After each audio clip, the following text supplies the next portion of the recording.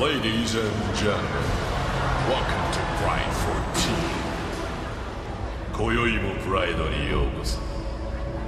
近頃、格闘技も乱れ咲き、誰も彼もが最強を名乗っている。そりゃそれで結構なことで、プライドもご多分に漏れず、いろいろ言われておりますが、どうぞご自由に。プライドは初めからプライド。明らかなのは今このリングで戦う者だけが答えを出すという。さて今宵も集まった男たちを紹介しよう。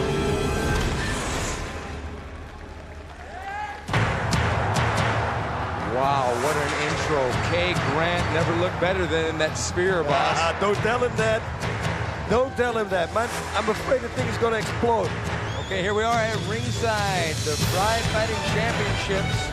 Clash of the Titans. That was one special effect that I didn't know they could do. I've never seen it before in my life. Tremendous.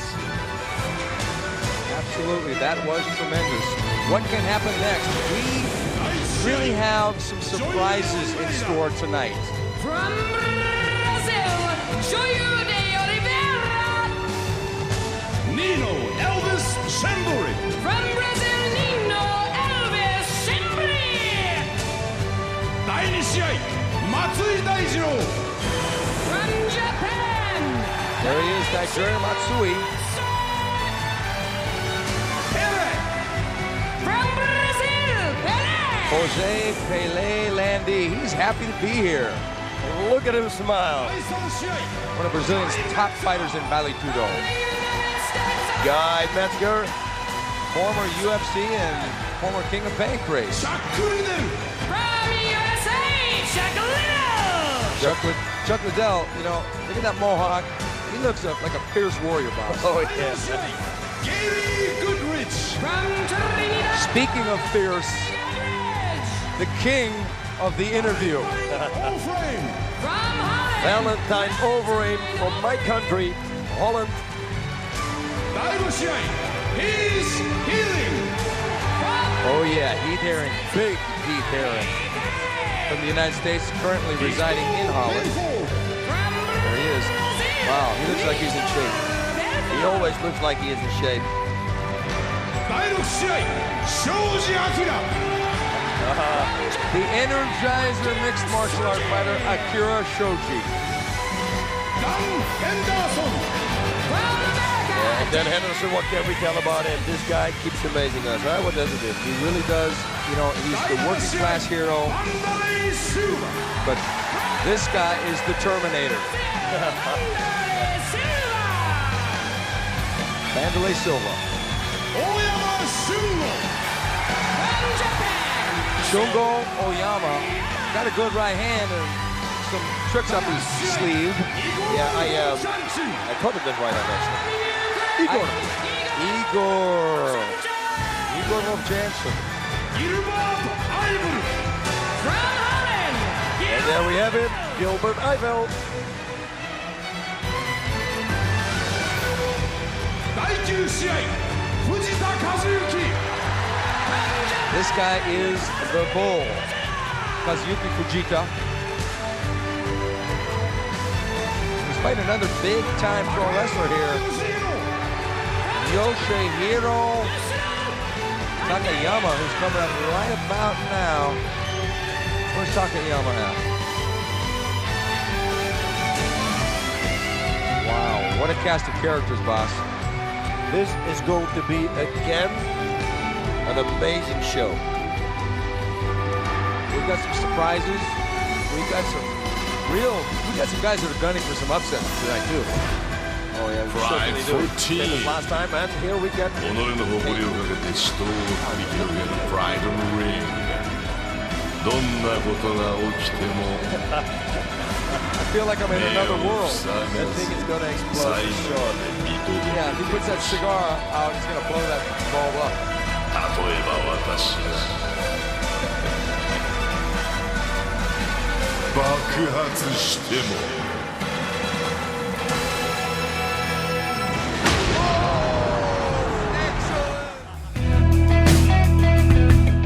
Hello, fight fans, and welcome back to Pride Resurrection, a historical video series dedicated to the Pride Fighting Championships, where with each episode we'll take a look back at a specific event from Pride's history.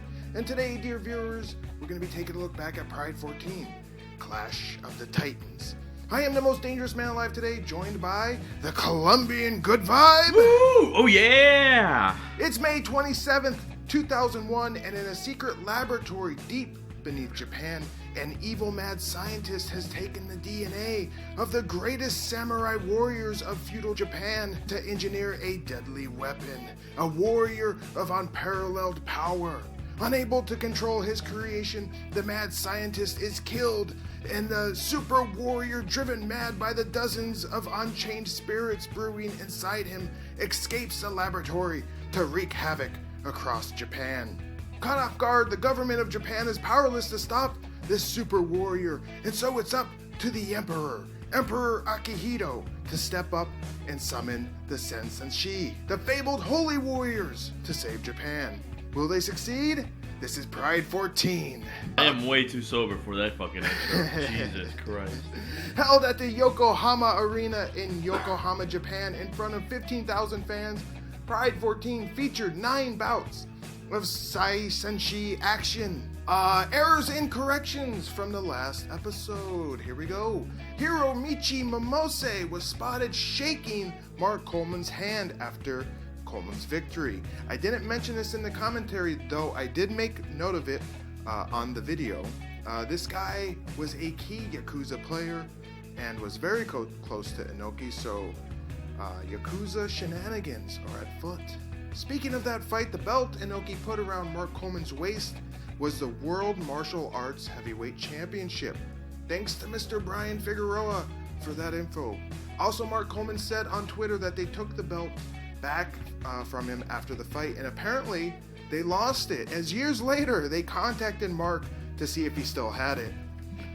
Thanks to the Beta for filling us in on Ensign Inoue's and Guy Mezger's apparent interaction in the ring after Mezger beat up his brother. Ensign said this in an interview. My brother lost the fight, and then as I go into the ring to check on my brother, Guy Mezger whispered in my ear, "It's nothing personal." So I told him, of course it's not. It's a professional fight and you beat my brother fair and square. Then Mezger apologized again and told me that he didn't want to do it, but he had no choice. So I told him that if he didn't want to do it, don't fucking do it. Then he spoke on the microphone and challenged me in front of the crowd. Our episode didn't include Mezger on the mic because it just wasn't a part of the video, but it would have been nice if it would have been. That's all I have for errors and corrections. Before we get into Pride 14, what else was happening in the MMA world around this time? 3 weeks prior to Pride 14, on May 4th, UFC held UFC 31, Locked and Loaded, a stout card that saw the MMA debut of BJ Penn in the undercard, who beat his opponent, Joey Gilbert, via TKO in the first round. Also fighting at Locked and Loaded was Ricardo Almeida, who had made his debut for the UFC in a losing effort by disqualification to Matt Lindland. Semi Schilt was also there, Pancrase veteran and very future Pride fighter. Semi beat up poor Pete Williams with a TKO in the second round. Matt Serra lost to Shoni Carter. Chuck Liddell, a man appearing tonight in Pride 14, also fought at UFC 31, beating Kevin Randleman via KO in the first round. Carlos Newton beat Pat Miletich for the UFC Welterweight Championship via bully choke, and Randy Couture beat Pedro Hizzo in a barn burner of a fight. He beat him via submission to retain his UFC Heavyweight Championship. Whew, what a show. With all that out of the way, let's get into it. Pride 14, Clash of the Titans.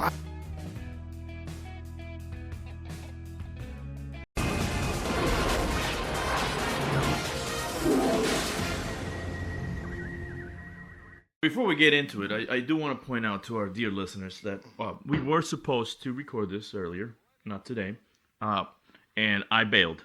So, as in the spirit of pride and of the samurai, I will do my own self-sacrifice and drink beer that's been in my car for about a week.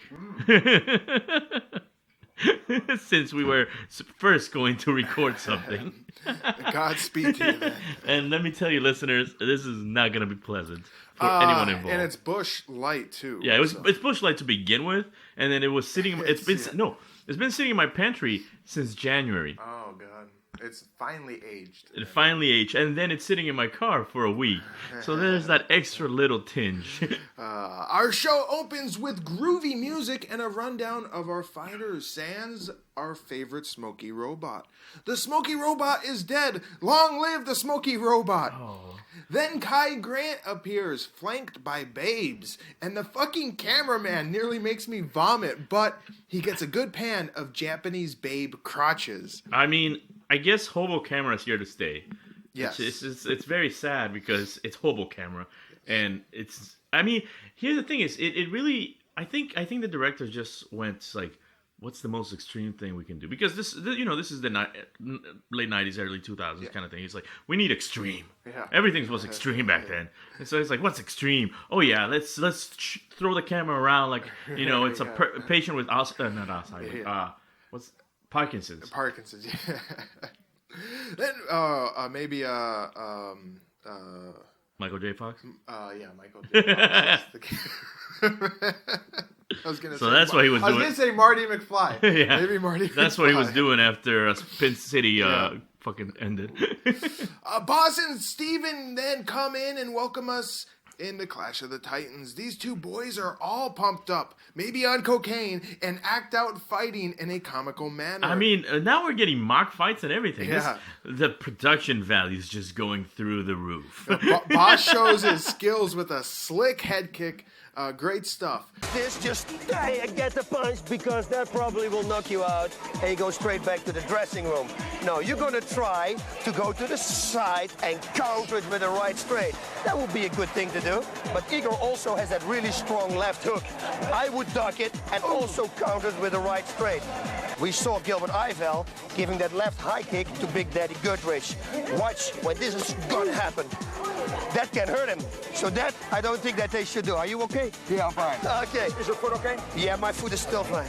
It's awesome that they're doing these mock fights. Yeah.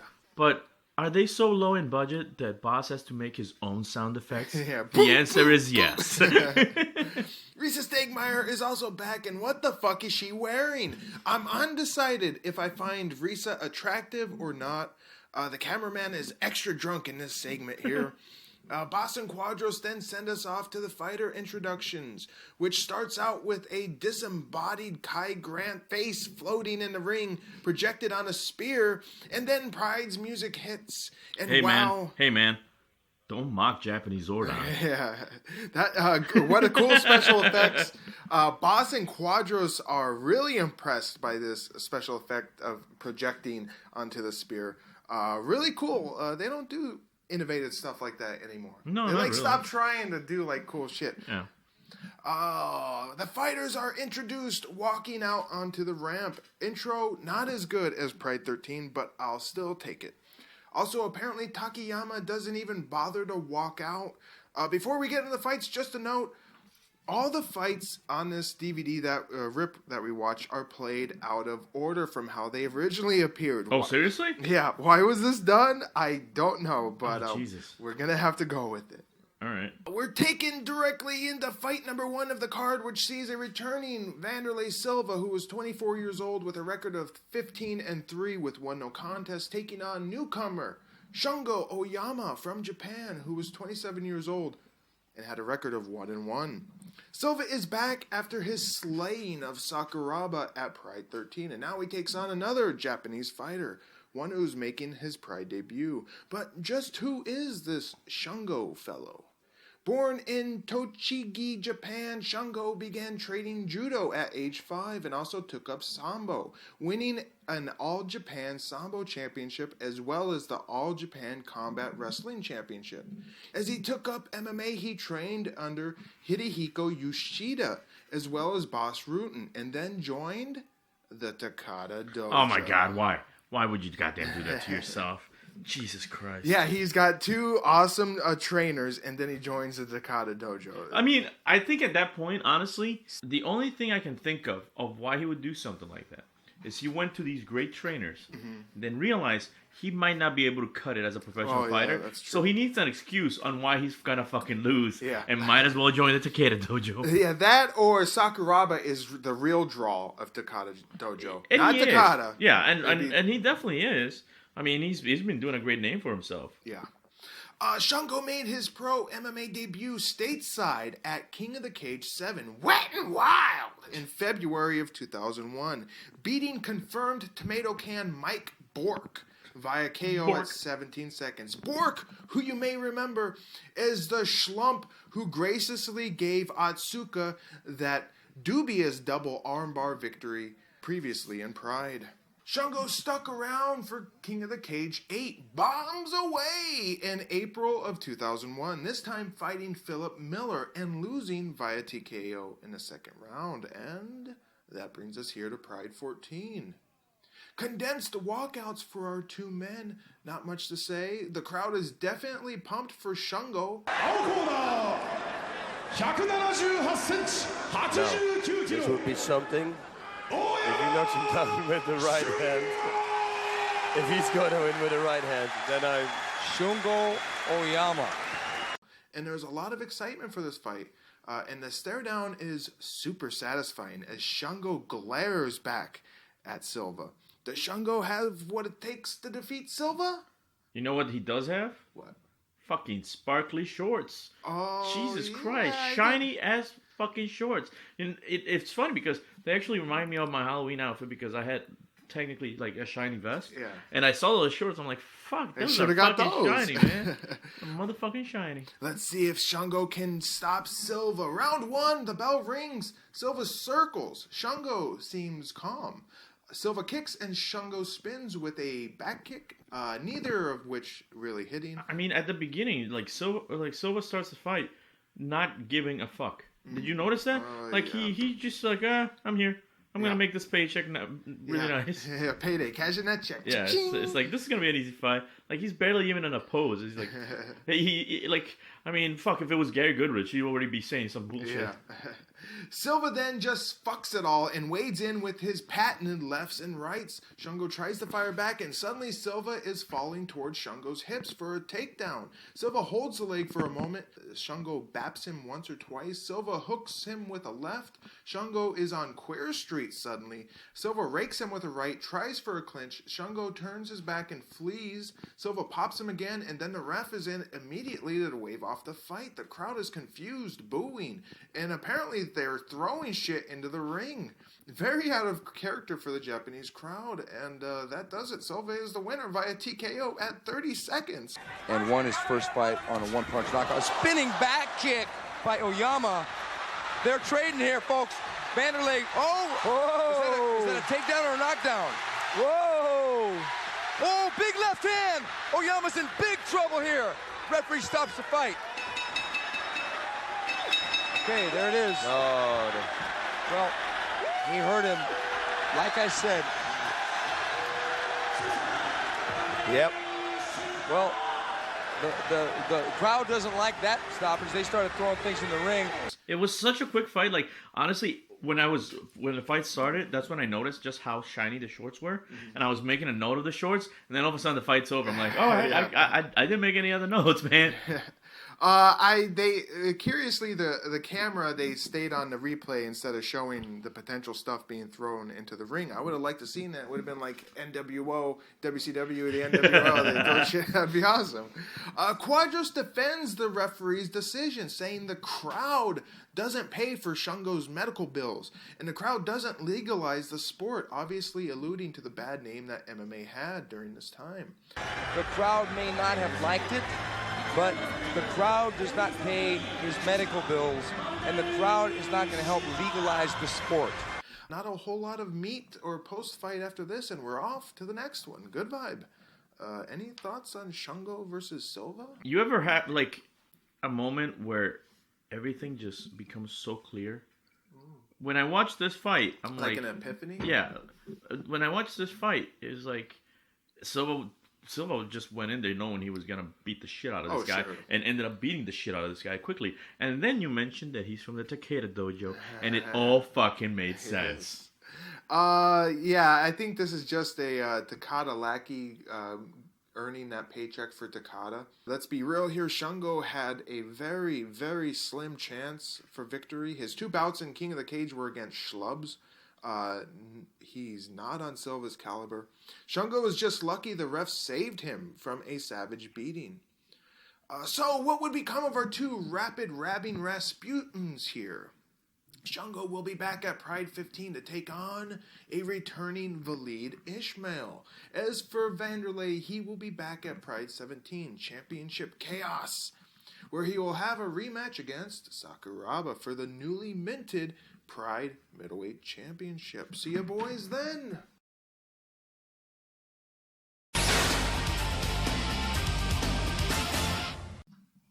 Our next fight of the evening sees a returning Johil de Olivera, who was 31 years old with a mixed martial arts record of 12-4-1. He's taking on newcomer to Pride, Antonio Nino Schembri from Brazil, who is 26 years old and is making his MMA debut. Do you remember Johil? I forgot he even fought in Pride, but he's back for more action after losing to Carlos Newton at Pride 12 via decision. It's a battle of 2 Brazilians, but just who is this Schembri fellow anyway? Well, one second. Before you say anything about like his history, I do want to point out he came in, right, and he has the nickname of Elvis. I assume because of the sideburns, right? Yeah. But the moment I saw him, it was like not Elvis himself. It's fucking Borat doing an Elvis impersonation. Yeah, and it sucks that we don't get the walkout. I make note of this later, so I'll save that. Born in Rio de Janeiro, Schembri began training in Brazilian Jiu-Jitsu at age 5 under his teachers Marcelo and Silvio Bering.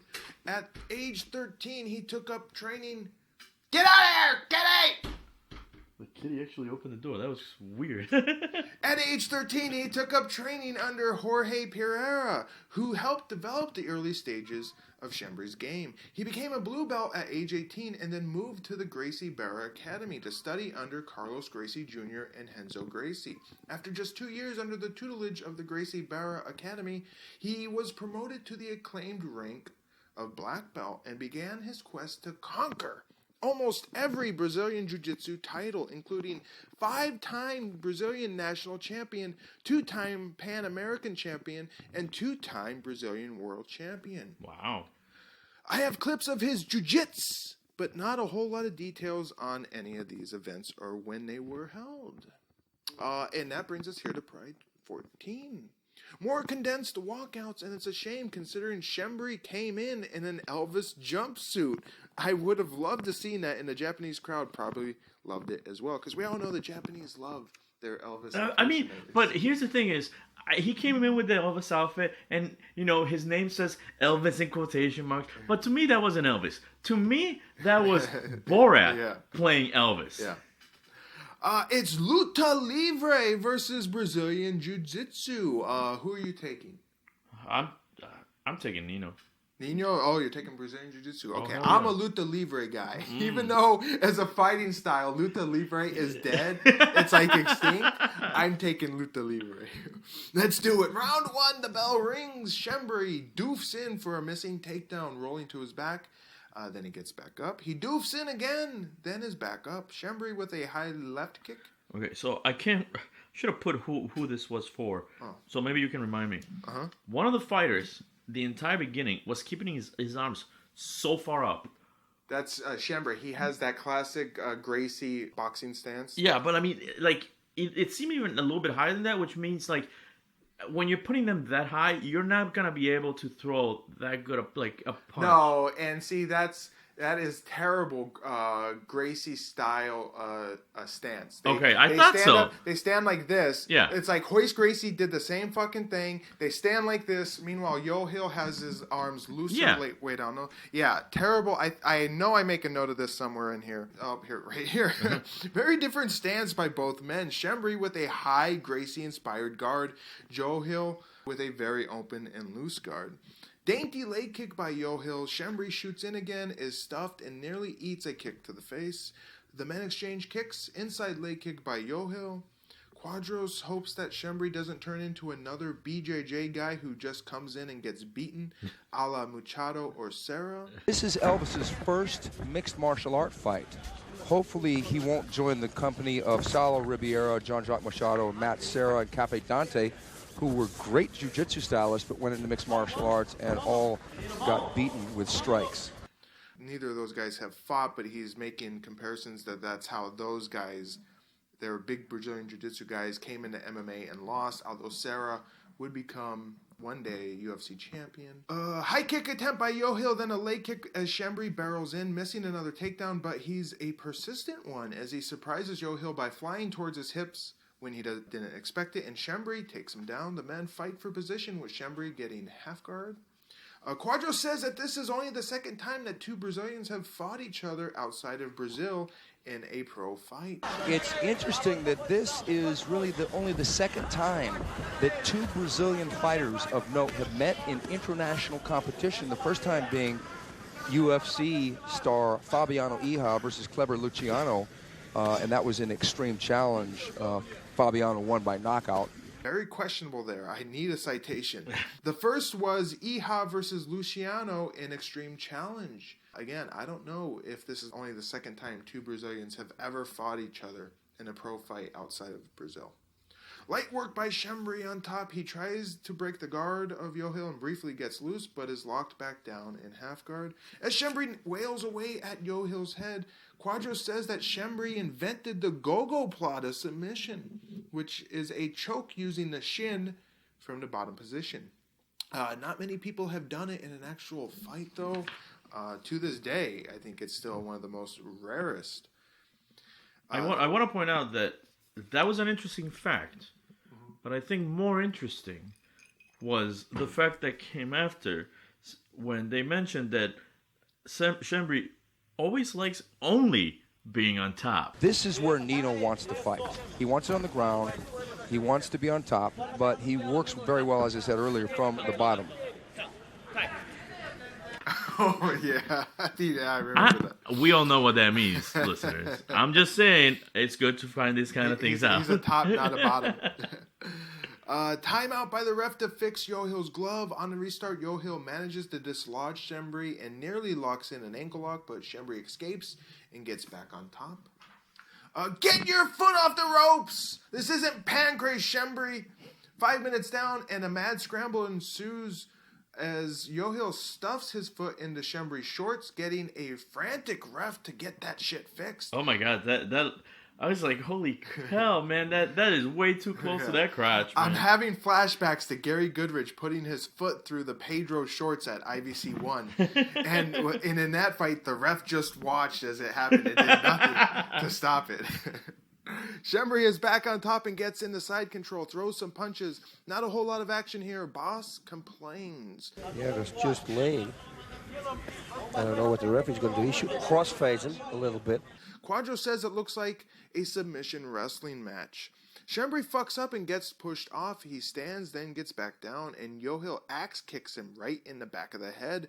Schembri, though, gets into half guard. Yoshihiro turns, almost gives up his back, then rolls back to give up mount. Schembri goes for an armbar, and though Yoshihiro tries to defend it, Yoshihiro is tapping out. Nino Schembri, winner via armbar submission at 7 minutes and 17 seconds of the first round.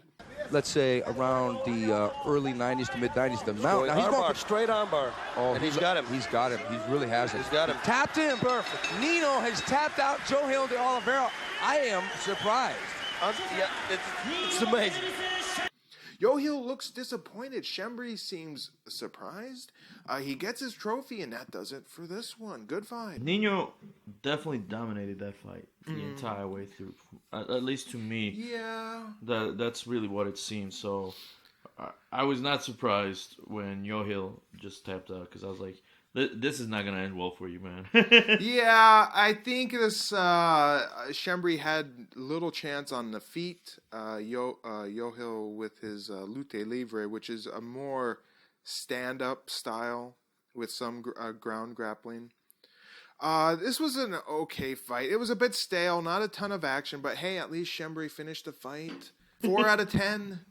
So what would become of our two buff Brazilians here? That is... Oh, fuck it. I need a drink after that fucking shit. We'll see both men back in Pride during the Best series.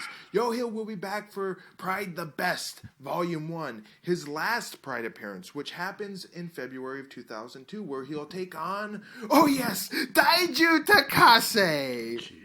Nino, meanwhile, will mark his return at The Best, Volume 2, to take on, oh yes, Daijiro Takase. Woo! Which one of these men will be able to conquer the Daiju? You'll just have to tune into Pride Resurrection episode something and something to find out. See ya, boys, then!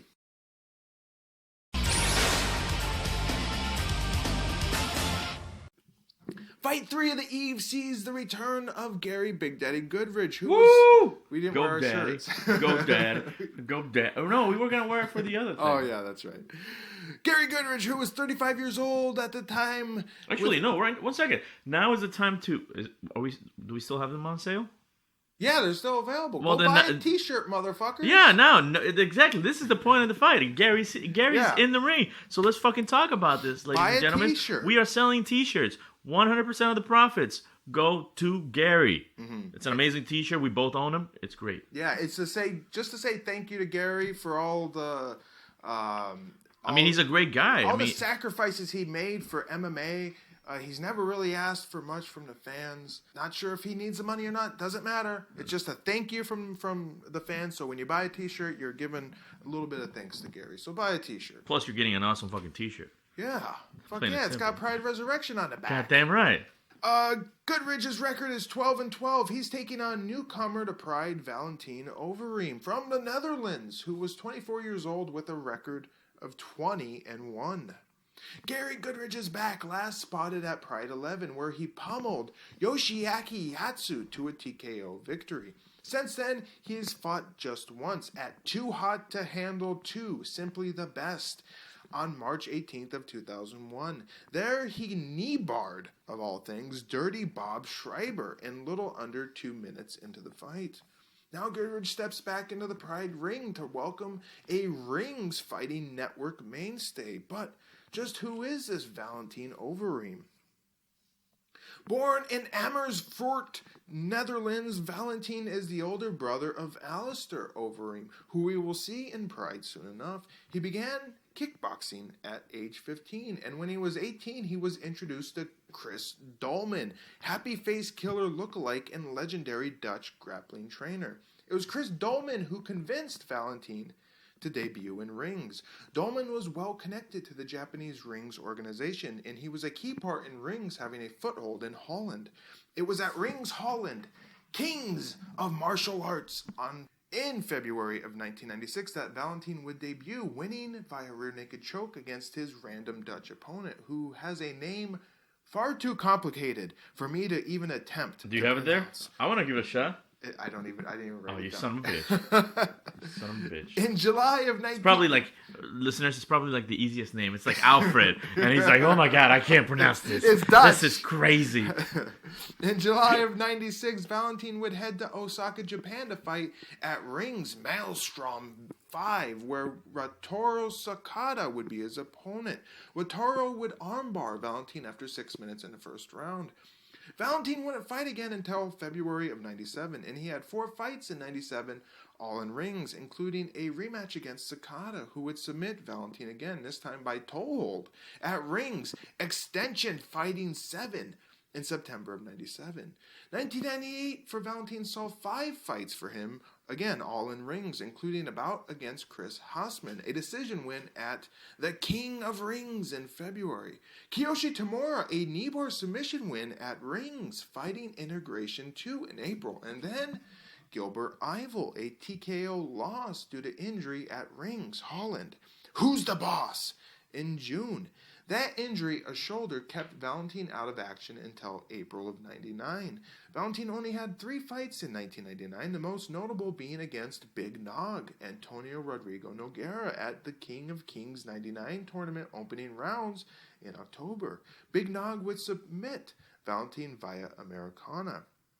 2000 was Valentjin's most active year to date, with 11 bouts, including a deep run in the 2000 King of Kings tournament, defeating 2 men in the opening rounds in October, including Renato Sobral. The final rounds of the tournament would happen in February of 2001, and Valentjin would make it all the way to the finals, with victories over Yoshihiro Yamamoto and Randy Couture, with submission wins over both men. But the ghost of Brazilian Christmas past, Big Nog, would haunt Valentjin once again, as Nogueira would arm triangle Valentjin to secure the King of Kings crown for 2000. Just prior to Pride 14 here, Valentjin was at the same Too Hot to Handle event that Big Daddy was at, Simply the Best 2, where he beat Ian Who Freeman via submission due to knees in the first round. And that, brings us here to Pride 14. Damn, that's a lot of shit. A lot of condensed shit. Yeah. Pre-fight, Gary Goodridge is horribly out of focus as he is interviewed by Risa, giving a geezer tidbit on how he got the name Big Daddy. Why'd you get this name, Big Daddy? Well, a couple of my friends, I was looking for a nickname when I was heading into my first UFC, and a few friends got together, and they thought that Big Pimp Daddy would be good, so I dropped the pimp and took the Big Daddy. He also tells us about his 2 daughters. Valentjin also gets an interview, but he simply doesn't say very much. He's very strong. I know he's been world champion in arm wrestling because he arm wrestled a friend of mine who was second. So yeah, that's about it. Well, I don't think our DVD rip here is going to give us any walkouts, just recaps. Yeah, I know. It kind of sucks, honestly. Yeah, because they're not even good recaps. No, it's really fucking shitty. I'm really disappointed. Pre-fight, big bombs from Big Daddy, says Boss. Big bombs from Big Daddy. I just noticed, but we aren't even getting in-ring introductions to our fighters either. No, What the fuck? at all. Like, here's the thing: is when I watch Pride, I'm terrible with names. I mean, I know, I recognize people, like, oh, I've seen him before, but sometimes I don't get the name. So usually I wait for the in-ring introduction. Yeah. This didn't have it. So what I had to do is just, like, make sure I'm paying attention at the beginning of the recaps. Yeah. They play the name, but not right away and not for long. It's like they played some shitty graphics and then they threw in the name. So you had to like really just pay attention. You couldn't be thinking of anything fucking else. Yeah, this rip really sucks. I'm sorry, fight fans. I thought I had the pay-per-view rips for most of these. Apparently, I don't. Anything you want to say about the pre-fight? Anything? I mean, I'm hoping Gary wins. Me too. Let's do it! The bell rings for round 1. Leg kick by Valentjin. Both men have shoes on. Another leg kick. Valentjin crowds Big Daddy and shoots for the hips, but Goodridge sprawls. Then he rises and knees Valentjin twice. Valentjin rolls to his back. Quadro says that Big Daddy has both giant grizzly man Tom Erickson and the Hammer Mark Coleman in his corner. Gary has got Tom Erickson and Mark Coleman in his corner, and he's been working on that sprawl. Fuck yeah. Goodridge gets into Valentjin's guard. He pounds Valentjin's body. Quadros notes Goodridge's patience. Boss lets us know about Valentjin's nickname, which is the Python, as Valentjin works for a Kimura. Valentine's got a nickname, doesn't he? The Python. Valentjin springs his Kimura, and Boss exclaims that Goodridge has the strongest arms in the world. And then Goodridge gets out of it. Then Goodridge knees Valentjin in the face. Valentjin rolls, and what? He's tapping out. Gary Goodridge don't give no shits as he slugs away with the ref having to bum rush him to get him off. And just like that, Gary Goodridge, winner via submission due to strikes, at 2 minutes and 39 seconds of the first round. Big Daddy with this, I mean, he's got the strongest arms in the world. But Gary, I don't think is going to submit to this technique right now. He should have used this to turn him. I told him, oh. Watch out for the knee. Valentjin tapped out from the knee. Valentjin tapped out from the knee. Gary, Gary needs to be restrained there. Valentjin Overeem has been stopped by Big Daddy Gary Goodridge.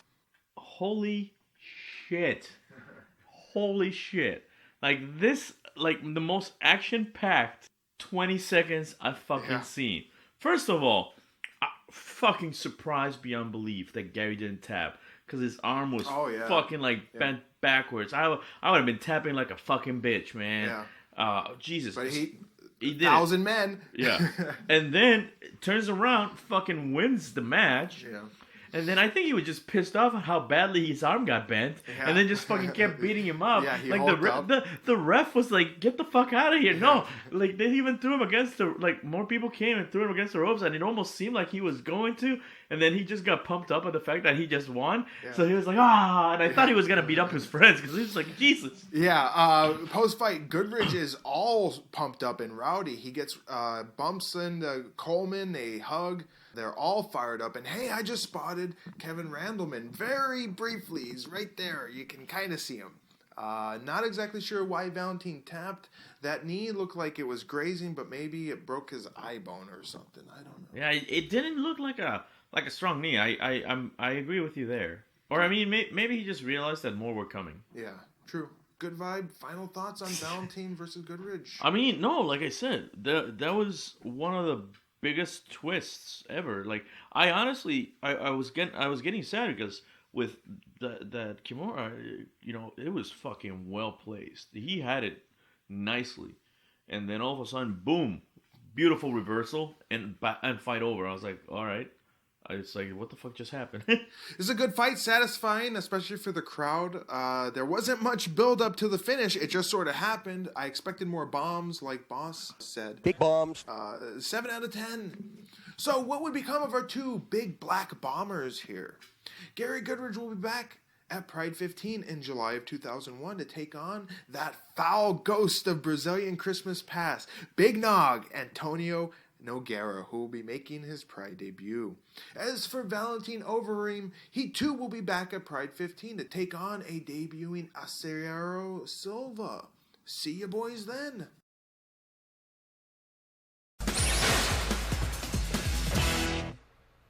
Fight 4 of our event sees the return of Jughead Daijiro Matsui, who was 28 years old and had a record of 2-6-2. He's taking on newcomer Jose Pele Landi Johns from Brazil by way of Cuba, who was 27 years old with a record of 19-4. Yikes.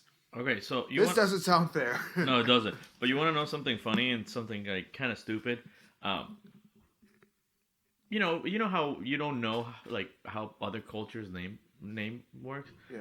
I had never heard another person named Pele other than the famous soccer player. Oh, yeah. So I was like, Pele, the soccer player. Haha, it's a funny joke. Aren't they both black too? Huh? Yeah. Oh, okay. But the only difference is at this point, motherfucker, like when this fight happened, Pele was already like 70. So we're not really going to be in MMA. Yeah. We haven't seen Jughead Matsui since Pride 10 back in August of 2000, where he lost to Vitor Belfort via decision. And since then, he was in America, honing his skills in King of the Cage. He had 2 appearances, first at King of the Cage 5, Cage Wars, in September of 2000, where he fought against Amir Ranavardi. Remember that guy that was beat up by Gary Goodridge at Pride 3? Amir eked out a decision win against Matsui. Then at King of the Cage 8, bombs away! What the fuck was that voice? Bombs away! Just a month prior to Pride 14 here in April of 2001, Matsui took on Rick Who? Kearns? Matsui himself would eke out a decision against Kearns. No video of either of these two fights, fans. I'm sorry. I tried. Now Matsui marks his triumphant return to Pride to cue up another check for Takada, and he has a formidable Brazilian to fight. But just who is this man called Pele? Born somewhere in Cuba, not sure where, Jose's family moved to Brazil back when he was 5 years old. He took up with the Shoot Box Boys and started his MMA career way back in August of 93 at age 19 when he appeared at Capoeira vs. Shootbox in Brazil, with Pele representing Shootbox and taking on Mora Mora. Pele would make Mora submit via strikes after 2 minutes. It would be 3 years before Jose would step back into the MMA arena, where in September of 96 he would enter the BVF5, that's Brazilian Vale Tudo Fighting number 5 tournament. Jose would beat 3 opponents that night to secure the tournament championship. Many more Brazilian tournament wins awaited, including BVF 6, BVF 8, and IVC 5. It wasn't all roses, though, as he had appeared at and lost at World Vale Tudo number 4, falling to Johil de Olivera via decision. Then the Brazilian Open 97, losing to Eric Smith via decision. And finally, IVC 6, where he lost to Chuck Liddell via decision after 30 grueling minutes of fighting. Other notable bouts from Pele's deep record include a rematch against Johil at IVC 11 in April of 99, a TKO win over Pat Miletich at WEF 8, going platinum, actual name event, in January of 2000, then a KO win over venerable Matt Hughes at Shidokan Jitsu Warriors War 1 in February of 2001. Just a quick note, hope Matt Hughes is doing better. He was in an accident. Shout out to Matt Hughes. Warriors Way 1 was a tournament, and after beating Hughes, Pele would lose to Kiramura Bakalev via TKO, and that was the last time he was in the ring, bringing us here to Pride 14. Pre-fight, we don't even get a stare down this time. Just straight to round 1. Yeah, but I will say this, and it was hilarious because I almost died laughing. Because, you know, as the fight starts, I can't remember if it's as the fight starts or just when Boss or Quadro are talking, and Jesus Christ, I can't even remember which one of them says it. It's like they say, "Oh, the Takeda Dojo is well known for their like grappling or something like that." And I was like laughing so fucking hard. Like the Takeda Dojo is known for shit. Yes. They're fucking terrible at everything. Yeah. They're known for wrestling dudes, but that's about it. Yeah, no shit. Something tells me this fight is gonna suck. It's about time that I introduce the action recap, but let's just see what happens. Round 1, Matsui is in cute baby blue shorts, Pele in tidy black trunks.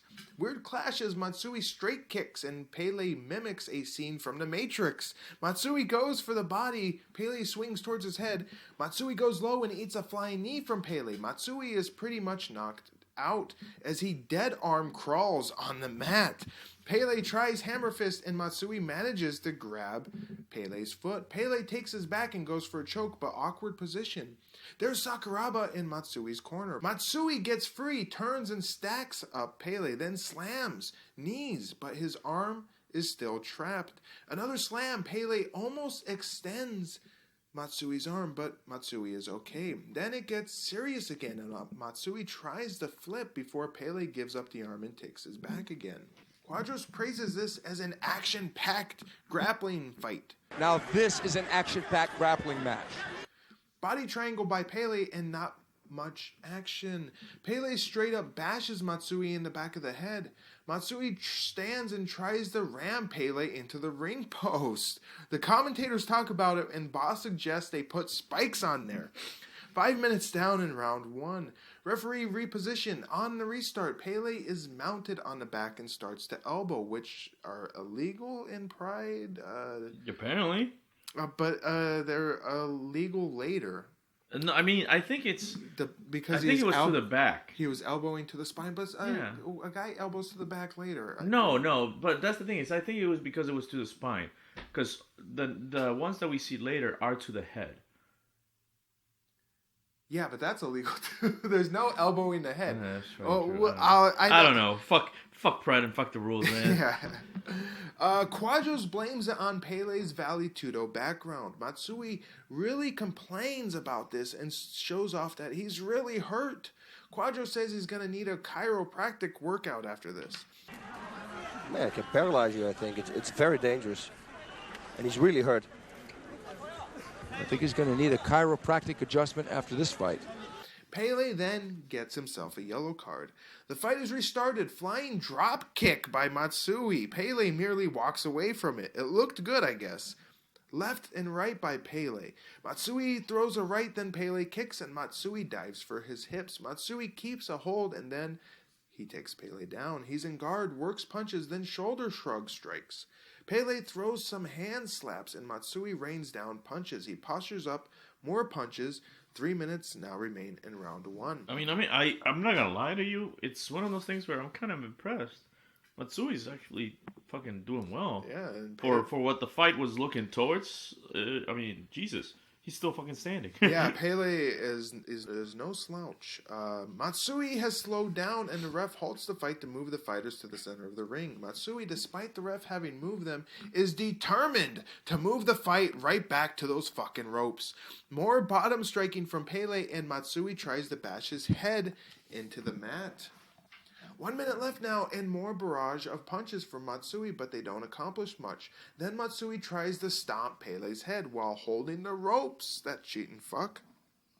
Then Matsui is back down in Pele's guard. A couple head slaps by Matsui, and then the bell rings. Boss and Quadros think Pele is tired, and Sakuraba tends to Matsui in the corner. Any thoughts? Yeah. Fuck you, cameraman. I am not wanting to watch the corners. Fucking show the Pride Girls. Yes. God damn it. Yeah. Show the fucking Pride Girls. That's God right. damn it. Round 2, side kick by Matsui, leg kick by Pele. The men collide with kicks. Then Pele kicks Matsui, who is on the mat, then tries a jumping axe kick. Matsui blocks, and Pele is in Matsui's guard. Pele works the body. Matsui tries to stand. Pele gets up and kicks Matsui right in the ass. Matsui pops up. The men exchange with Pele kneeing, then tries a high kick. Pele kicks as Matsui goes for the hips and gets Pele down to the mat. More bottom striking from Pele, and Matsui knees his ass. Matsui gets off a couple good punches, then more shoulder strikes from Matsui. He then manages to pass guard very briefly. 3 minutes left in round 2. Matsui stays very active on top, doing a good job of landing. Matsui postures up and manages to pass guard, then gets into north-south. The freaky mount. But Pele forces Matsui to fight to hold this position, and before Matsui can get anything off, Pele pushes Matsui off. The men fight for position again, and then both are on their feet. Pele with a body lock takedown, getting into side control. Pele goes for mount, but Matsui reverses him, and now he's on top in half guard. More shoulder strikes from Matsui, then the bell rings, ending round 2. Boss says Pele needs to go for the knockout, suggesting Matsui is winning this fight definitively. Yep. Right now, Pele has to go for a knockout.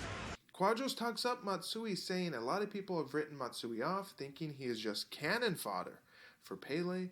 I agree, this is a really good performance from Matsui so far. I third that motion because, and I agree. As far as we've seen in this fight, Matsui is definitely, especially this last round. You know, I mean, in the first round, could go slightly either way, but this second round was all Matsui. So, yeah, Pele needs to kick it into overtime. Get it, kick it, because he's a soccer player. We're off to round 3. The bell rings. Spinning maneuver by Pele. Matsui tries his flying drop kick again. It connects a bit better this time. Matsui kicks, but Pele grabs, tripping Matsui down to the mat. Pele kicks at Matsui's legs. Matsui tries a double up kick. Pele then jumps down into Matsui's guard. Pele works the body. Matsui tries to get up. Maybe. Then the referee positions the fighters to the center of the ring. Pele still works the body. Some strikes from Matsui. Quadros says that Pele has to get busy. He can't just chop away, once again suggesting that Pele is way behind here.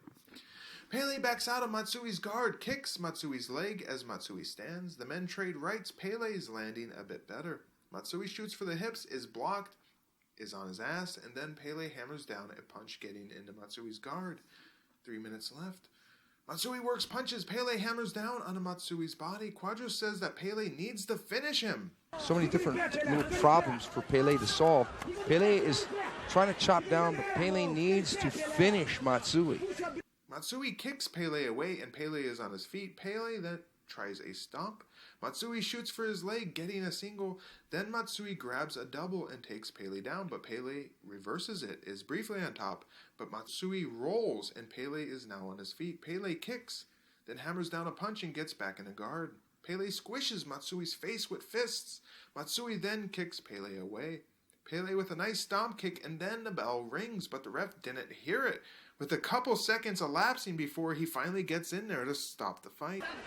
Oh, that's a thing you're not going to get you with. Oh, that was nice. Look at Matsui. He's so busy. Oh, nice stop there by Pele, but it didn't do anything. It was more of a push. Matsui taking him down. Matsui. The bell was going. The bell was going. Yeah. That's the end of the fight. That's the end of the fight. Yeah, I don't know. Nobody in the ring heard it. I clearly heard it. I know, I did too. That's what I'm saying is, I don't know where the boss didn't even, Quadros didn't even hear it. They kept talking. Yeah, and because said, they were I like, thought I heard the bell. Yeah, exactly. So I don't know if it's because of where the placement for the microphones were for like the recording. But yeah, nobody fucking heard that shit. Quadros says he thinks Matsui has shocked the world, and the crowd applauds his efforts. We'll go to the judges, though, to learn our verdict, which is... Judge Kobayashi, Matsui. Judge Miyake, Matsui. Matsui has beaten Jose Pele Landi. For sure, this is a huge upset, boss. Winner via unanimous decision. Quadros hails it as a huge win, and Pele is leaving the ring immediately. Matsui celebrates his significant victory. Good vibe. Thoughts on Pele versus Matsui? It was a better fight than I ever would have given it credit for, 100%. Sure. And to me, yes, Pele had the classic case of waiting too long to try hard.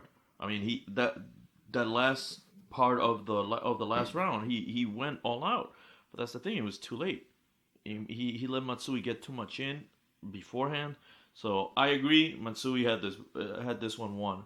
I don't know if Pele took Matsui too lightly. What his deal was here, but this should have been well, I won't say an easy victory because Matsui can take a beating. He can take a beating. So it would have been a long victory, like all fucking Matsuis have ever been. Right. It was a good fight, action-packed fight. The pace was high. Matsui did look great. It was almost as if Pele was also unaccustomed to Pride's style of MMA, and maybe he took Matsui too lightly. 7 out of 10. So what would happen with our two Psycho Crusher combatives here? Matsui will be back at Pride 15, Raging Rumble, 2 months later in July, where he will take on a returning Ebenezer Fontes Braga. As for Pele, he won't be back until Pride 19, Bad Blood, in February of 2002. He won't fight at all until that time, and fuck me, I didn't write who he fights at Bad Blood. We'll see you boys then.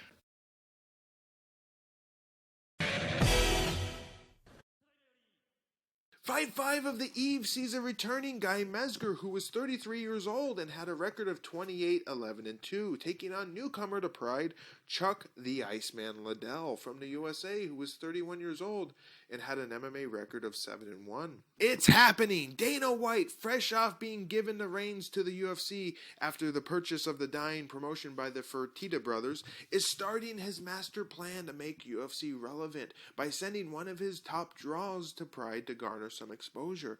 And old Chucky has a formidable opponent in Guy Mezger, who is coming off a breezy KO over Egan Inoue at Pride 13. But just who is this Iceman fellow anyway? Born in Santa Barbara, California, Liddell learned boxing from his grandfather and began studying Kyokan karate at the age of 12. In high school, he was a starting football player, and then in college, a Division I wrestler. During these days, he would amass an amateur kickboxing record of 20 wins and 2 losses, with 16 of his wins coming by way of knockout. When Liddell started his mixed martial arts career, he began to train Brazilian Jiu-Jitsu under John Lewis out of Las Vegas. Liddell would make his humble pro MMA debut at UFC 17 in Mobile, Alabama at age 29 on May 5th of 98. There, Noe Hernandez would lose to the Iceman via decision. Then it was off to Brazil for IVC 6 on August 23rd of 98. Winning another decision, and if you'll remember, this was against Jose Pele Landi Johns. Next was UFC 19 on March 15th of 1999, where Liddell would taste defeat, a submission loss coming from Jeremy Horn. It would be 7 years before Liddell would avenge that loss, by the way. Liddell would get back in the winner's circle 3 weeks later at the end of March by submitting Kenneth Williams at Neutral Grounds 11. Next was UFC 22 in September of 99, where Paul Jones would fall victim to Liddell with a doctor stoppage due to cut in the first round.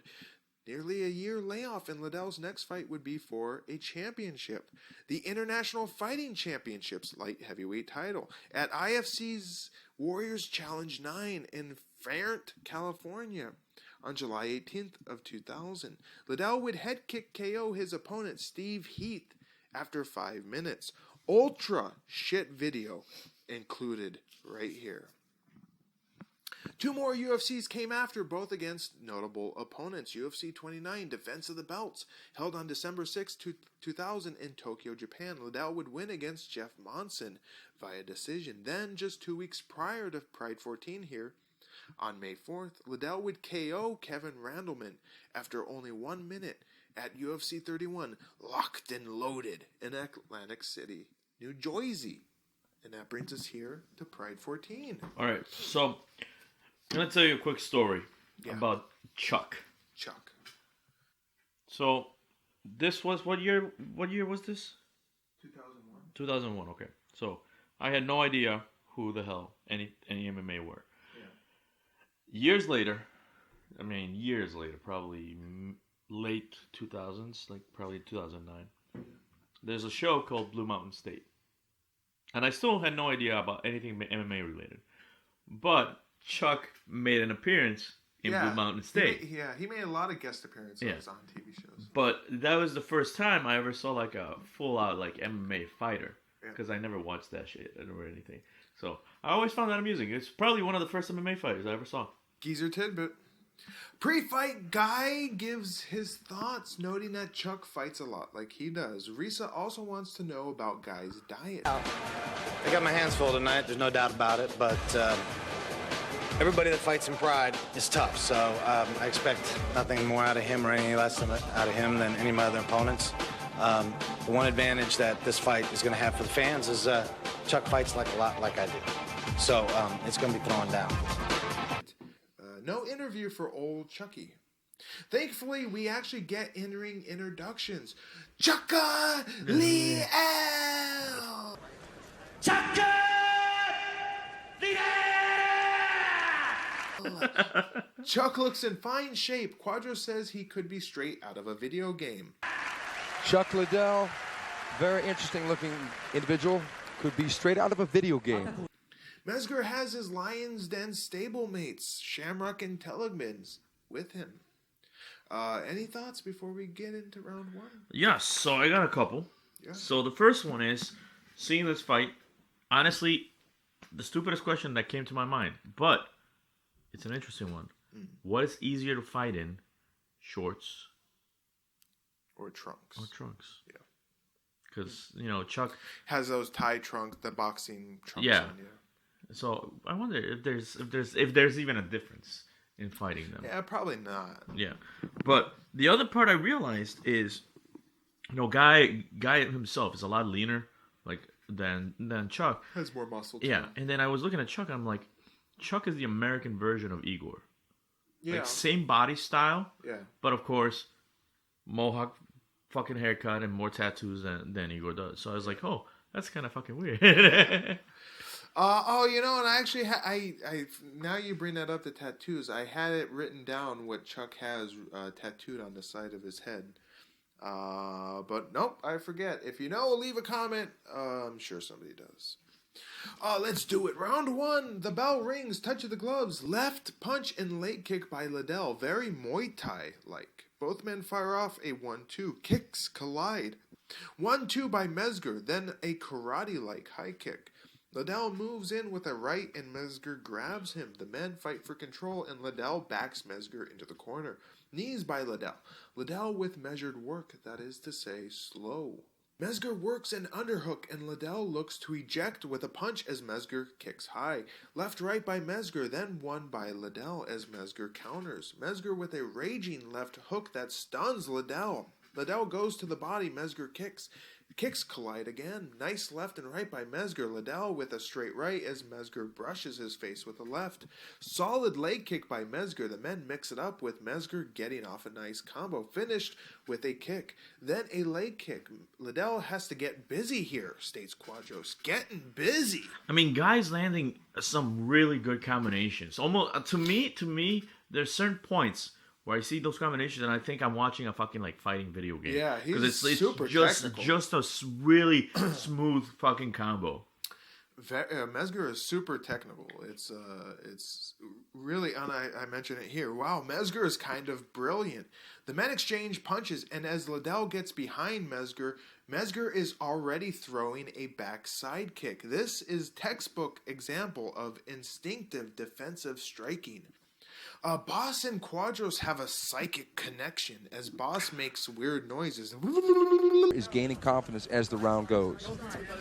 I just wanted to say the same things. That's why we work so well together, Boss. We got the psychic connection. Another crisp 1-2 by Mezger. The men collide again with punches. Mezger stumbles in with a punch, kick, and a kick.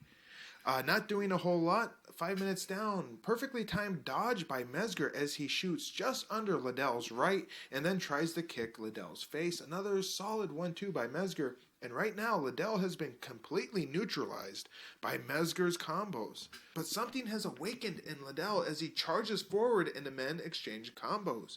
Big overhand right by Liddell that doesn't really connect. Body shot by Mezger and his over-the-top right doesn't connect.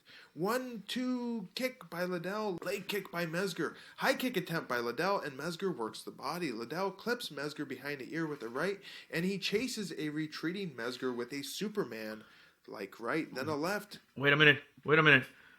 You know what I just noticed? Huh. Guess who's the ref for this fight?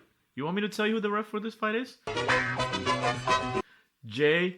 fucking Jonah Jameson. J. Jonah Jameson. Look at this motherfucker. Yeah, no, he's got the flat hairstyle, top. everything. Yeah. No, this is that. The gay little ref. I made a gif of him. He's doing this clap where he does this like thing. He's changed up his hairstyle. He looks like J. Jonah Jameson. Yeah, man. he does. The Japanese J. Jonah Jameson. So the JJJJ. Yeah. Liddell chases a retreating Mezger with a Superman-like right, then a left clinch, and we are in the corner. Body shots by Liddell with 3 minutes remaining in round 1. Liddell pulls back and rips Mezger with a right. Mezger kicks. Liddell charges back in with a punch, but Mezger ducks and grabs him in a body lock. Knee by Mezger. Now Mezger muscles Liddell into the corner, then breaks free with a punch. Mezger shocks everybody, including Liddell, with a massive overhand right that sends Liddell to the mat. Second or third round. Oh! I take that back. Liddell stands and Mezger fails with a knee. Liddell backtracks. Mezger chases him with a high kick, then tries to pour it on with punches, but he is looking tired. Mezger grabs Liddell and tries to muscle him down, but fails. Knee by Liddell. Mezger looks spent. Mezger salutes Liddell, putting his hand out for a touch of the gloves. Chuck looks okay, actually better than Mezger at this point. Mezger looks lethargic as he wades in but doesn't do anything. 1 minute left in round 1. Leg kick by Mezger that is checked. Weak inside leg kick by Mezger. Big missing right by Liddell, and Mezger tries to counter. Mezger foolishly ducks down to deliver a body shot just as Liddell is kicking, and he lucks out as Liddell didn't capitalize on it. The men paw at each other just as the bell rings, ending round 1. Great fight so far, and Mezger looks very tired, and his nose is very bloody, so maybe he's having a hard time breathing because of it. Quadro states it correctly. Both these men are in their fighting prime. Liddell being 31 and Mezger 33.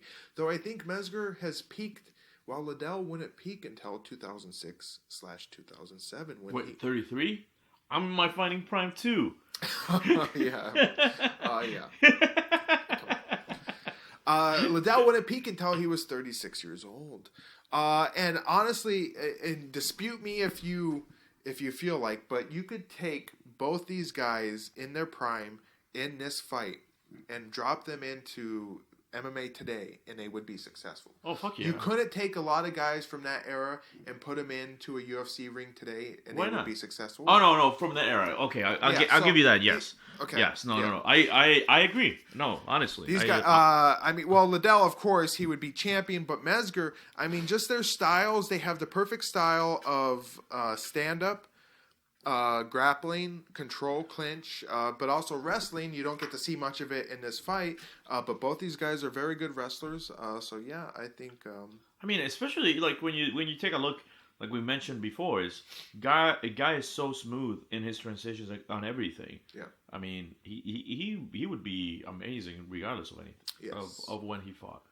On to round 2. The bell rings. Touch of the gloves. Leg kick by Mezger. Straight right by Liddell. A Superman right by Liddell that puts Mezger back. Liddell now with furious right hands, clipping Mezger 3 times. Left and right by Liddell. Mezger is fleeing. And then a right by Liddell that shuts off Mezger's senses as he collapses in a heap.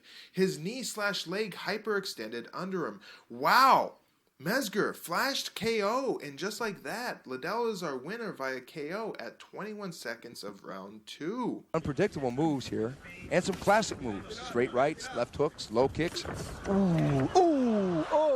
Chuck trying to take care of business, trying to get control. Oh! It's a knockout! It's a knockout! Chuck Liddell has knocked Mezger out. He has knocked him out with one punch. Right uppercut. Right hand. Chuck Liddell coming out, saying no. We get literally 0 post-fight video, and we're already off to the next fight. So it's just fucking ridiculous how it jumps around. Yes. Good vibe. Thoughts on Mezger versus Liddell here? Amazing fight, plain and simple. Hands down, so far best fight of the night, just because of how even the guys were and everything. And it was kind of weird because Mezger landed some really good hits. I was watching, I'm like, how the fuck is Chuck still standing? Yes, yeah. But then he comes back and just beats the fucking living shit out of him, and he fucking falls like a ragdoll. Yeah. I was like, Jesus. His leg, how it was kind of like stuck under him. Yeah, like he just buckled down. I was like, holy fuck. This was the second kind of flash KO that's happened to Mezger in the last couple fights. He fought Silva. Silva flash KO'd him after a great performance. Yeah. I think Mezger has a bit trouble finishing these guys once he has them. So he's got great combos. I don't think he has the power. He knocked out Atsuka. Okay, that's fucking Atsuka. Yeah. And he knocked out Egan, but come on, I love Egan. He's a great guy, but come on. My thoughts, this was a great fight. It was competitive, satisfying finish. Mezger looked good, though he gassed out. Liddell took a lot of shots, but didn't look phased at all. Liddell was probably one of the top 3 light heavyweights at the time, so this isn't too surprising. Excellent fight, 9 out of 10. So what would become of our 2 hard-hitting hometown boys here? We'll see Guy back at Pride 16, Beasts from the East, in September of 2001, where he'll take... Isn't he from the West? Because I know he's trained in Japan, but he was born in the West. I don't think the name of the fucking show really means anything. I think they're just coming up with random names. I don't think they took like, hold on here, we have... that's my terrible Japanese accent. Very terrible. Very terrible. Hold on, we got to have beasts from the East. Oh no, the Beast. Godzilla. Horribly racist accents going on here. Where he will take on a debuting Ricardo Arona. As for old Chucky, UFC would send him back to Pride once more for the Pride 2003 middleweight tournament at Pride Total Elimination 2003 in August of 2003. We'll see you boys then. Yeah, let me see. You're going. He's already going. We're already breaking. I'm gone. We're 5 fights down, 4 to go. We've reached the halfway point of our awesome event, so it's about time we take a little break to play some video games. Won't you join us? Oh, I shot the gun a little early on that one.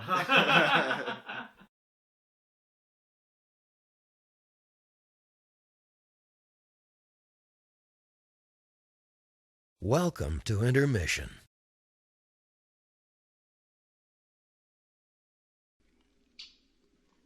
Alright, here we go. We are going to be playing just one more strange, obscure... Oh my god, what is this? One more strange, obscure game here. Jesus. It's a bad Mortal Kombat ripoff called Survival Arts. After this, we'll go back and we'll be playing more mainstream Was games. that Galactus? Did I just see Galactus in human form? Is that Colossus here? Alright, put in some keys here. Oh, alright, I'll put in some keys. Where's the fucking sound? Put in some coins, I meant. I just put in some coins, Okay. man. Look at those coins. Shut up, kitty! I don't hear any sound in this.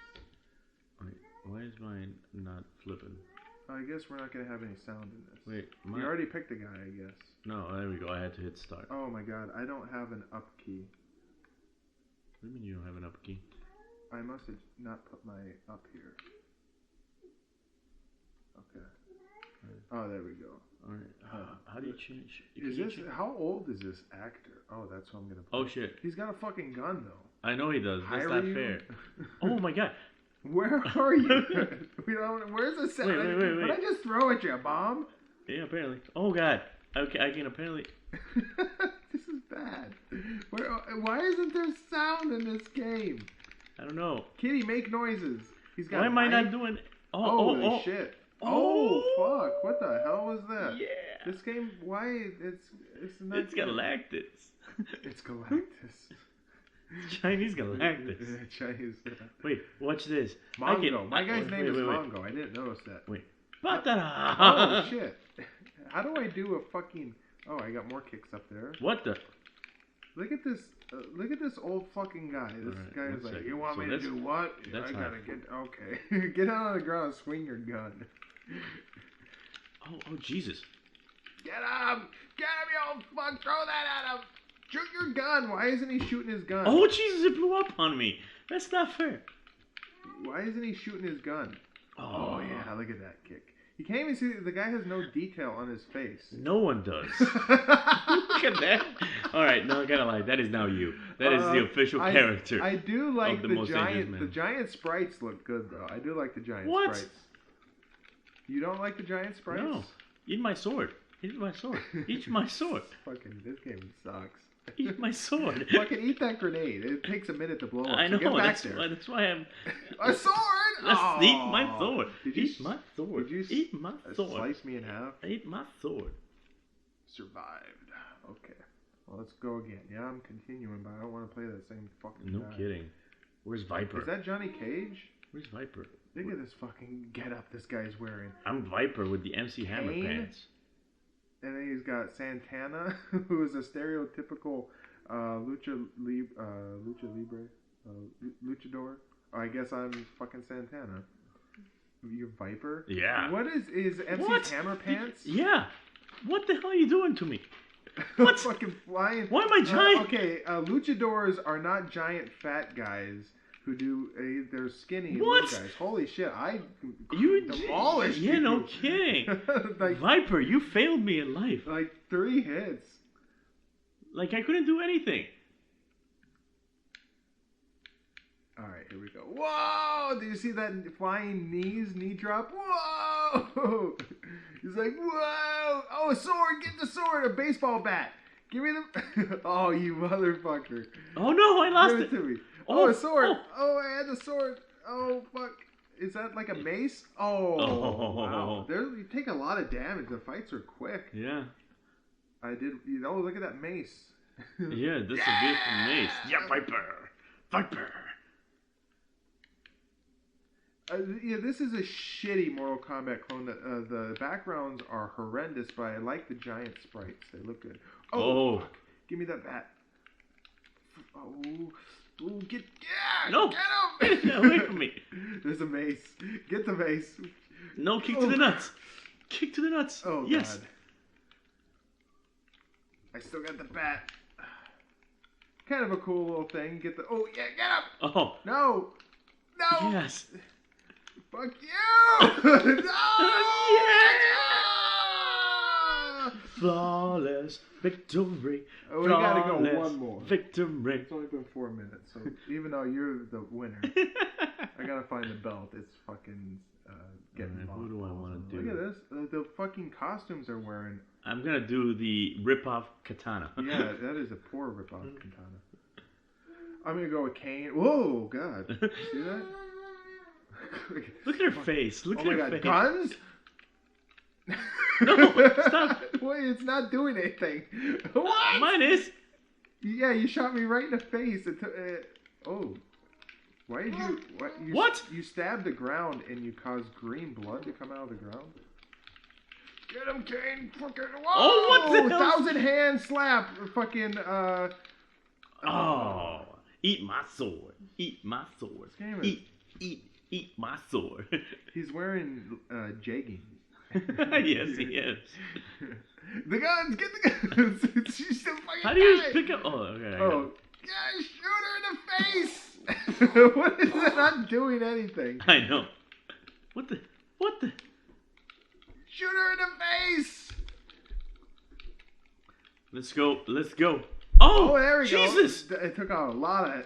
Yeah. Oh, my God. 1,000 hand slap. Oh! He beat me. Can you believe this? Oh, yeah. He can't believe it. That's not nice. Get the guns! We gotta get the guns! Oh. What? How the hell did you hit me? You do, baby. Oh, God. This is not fucking good. Yeah, big old punch there. No! What? I got one. Oh, my God. Well, that's it. We gotta get back to the fights.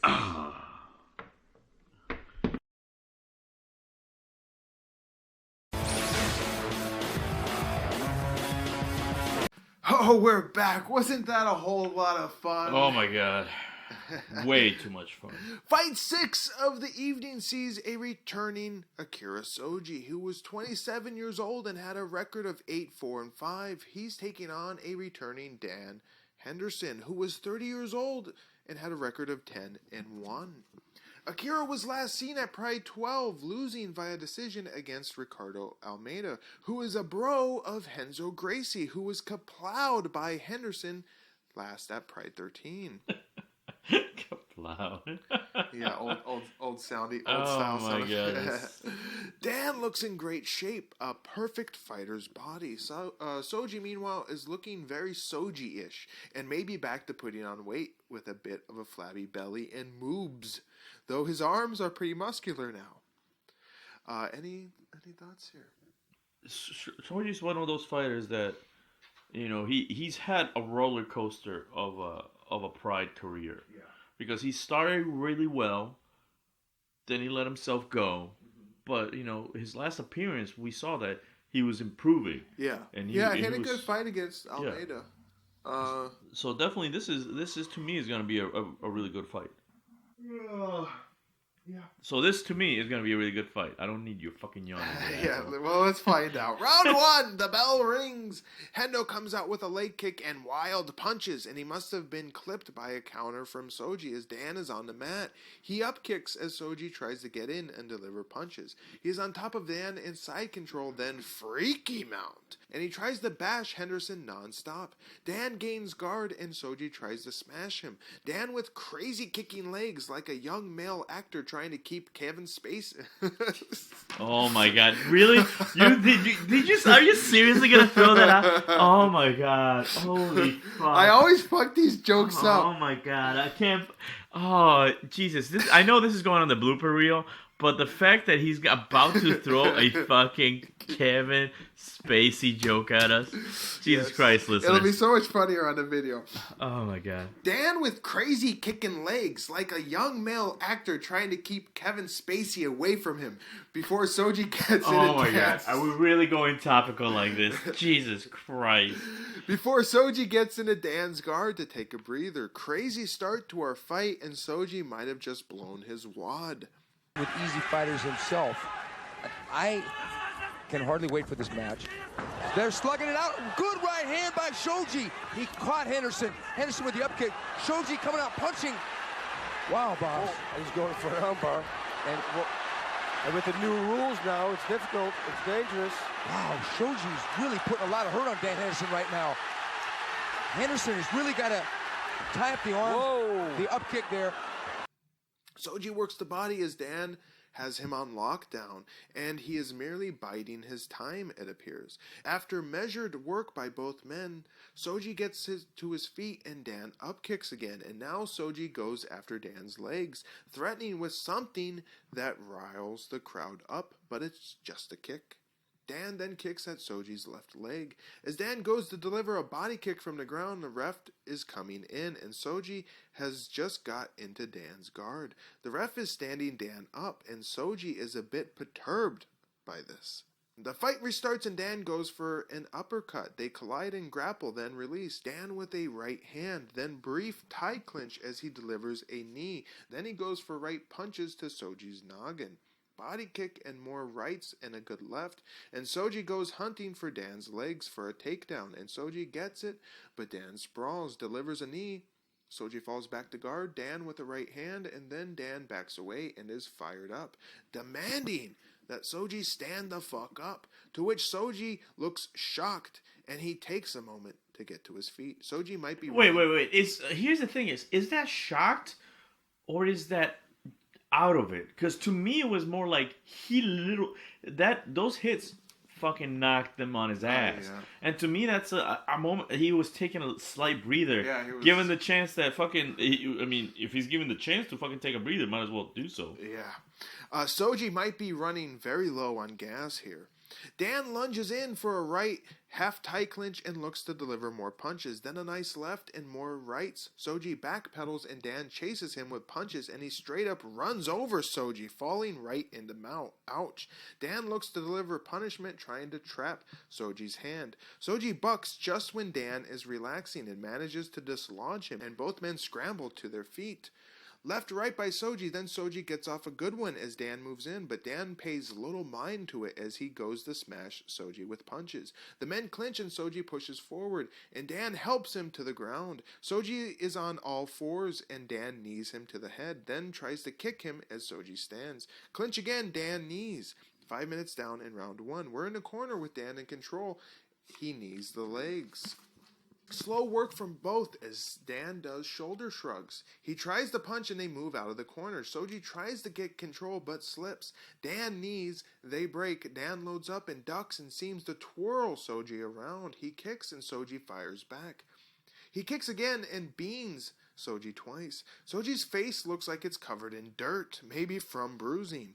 These punches can't be good for Shoji's melon, considering the damage he endured from Mark Coleman a year prior.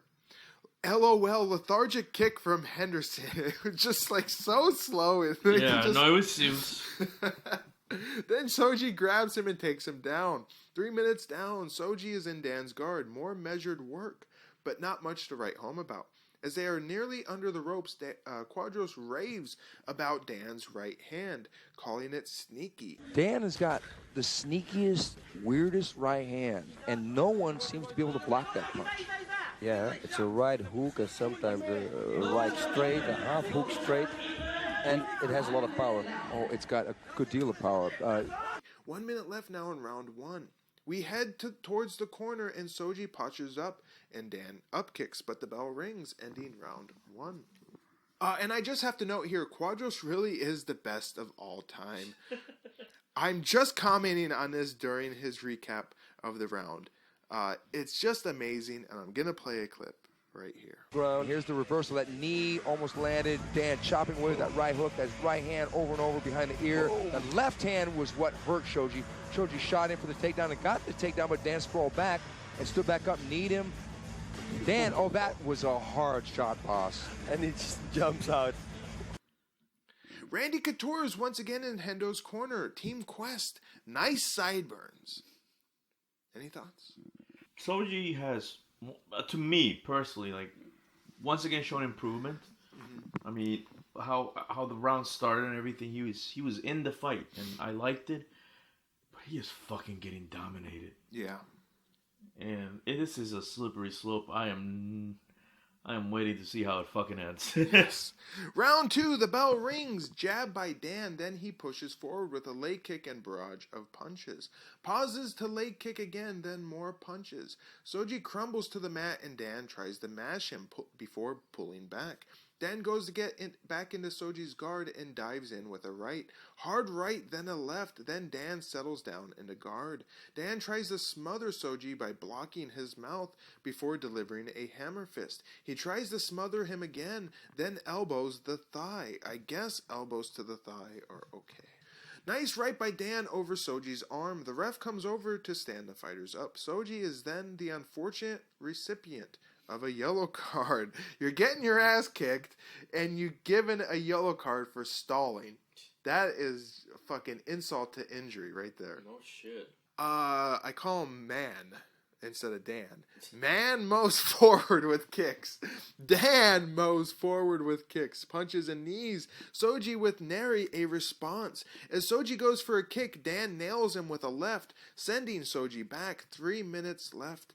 And as Dan goes to deliver more punches, Shoji grabs him and tries to muscle him around. And surprisingly, Dan allows it, despite Dan's obviously superior wrestling acumen, clearly outclassing Shoji's. Shoji gets it to the mat, but Dan merely steps over and gets on top and mount. Dan with a crossface, then he hammer fist and rakes Shoji's face with a right. Dan thinks about an Americana, then lets it go. Then he tries it again, but it's not very serious. 1 minute left now in round 2. Shoji winds up in a bad spot as his own arm is used by Hendo to trap his left hand, and Dan could have had his way with him, but he decides maybe to go for a choke. Dan appears content to wait this out until the bell rings. Shoji bucks once, Dan crowds him, and then the bell does ring, ending round 2. Shoji is all sorts of fucked up. No shit. With like, bruising, marks, abrasions all over his face, body, and neck. I mean, like, I didn't realize, like, his bruising is really fucking weird. Yeah. Especially in the face. Like, yeah, he's got like 3 but it looks like it's all one bruise. Yeah, it looks so continuous. He's got abrasions all over the back of his neck. He's got marks on his shoulders and chest. Yeah, and it's crazy because it's the difference in the fighters. You get a shot of, Shoji, and he's got all these bruisers. Then you have a shot of fucking Dan, who looks like who's laying on the fucking ropes. Looks like he's absorbed 0 damage. Yeah, like even though he's taken a couple punches, but he's taking a decent beating, but he's just standing there. He's like, yeah, I'm perfectly fine. This is not gonna be good. You can tell right there just by looking at the 2 fighters in the corner. You can clearly see who's winning. And if this goes to the judges, if the judges are seeing this, no, there's no way Akira has a chance in hell. We'll go to the judges. Let's find out. Round 3, the bell rings. A leg kick by Dan starts off a series of punches. The men clinch. Dan turns and takes Shoji down, but Shoji is pushing Hendo up and over. Dan flies back in to deliver a knee as Shoji stands, and Dan is all over Shoji against the ropes, punching him. Then a tight clinch with more knees. Shoji is trying to turn away from this, and it looks like it's just about over for him. Amazingly, Shoji gets dominant control in the corner. Dan eventually gets control back, still in the corner. Dan pulls back and knees Shoji, punches him, then knees again, and Shoji crumbles again to the mat. Dan raises his arms in victory, but the ref hasn't called it yet. So Dan just shrugs his shoulders and gets on top of Shoji. I mean, at this point, the ref should have called it. I'm with Boss and I'm with Quadros. It's like the ref should have called it at this exact moment. Because, let's be honest, this entire round, Akira has not been there. No. He came in fucking like, and I understand because he got the fuck beaten out of him. He has a concussion right now. Yeah, probably. And he is not here this round. So the moment he hit the ground like that, as a ref, I would have called that shit. And the refs have called fights on fucking less, which is bullshit that they did in this time around. Oh yeah, like the first fight, Shungo versus Dan goes for a guillotine choke. Then he elbows Shoji's ass and back. So Dan can elbow the back, but fucking Pele can't? It doesn't make any sense. He then works an arm choke. Shoji is doing nothing. He's not there. I'm telling you, man. Dan pelts him with lefts. Dan knees his face, crushing his head with knees. Shoji is dead fish here, absorbing so much damage. Dan is in mount, then goes to the side, tries a knee. 2 minutes remain in round 3. Dan lays across Shoji, punches and knees him. Shoji goes to his belly, and as Dan knees again, the ref is finally in to stop the madness. Dan Henderson is thus the winner via TKO at 3 minutes and 18 seconds of the third round. He can go for the armbar now, you see? It's perfect. You locked on that side.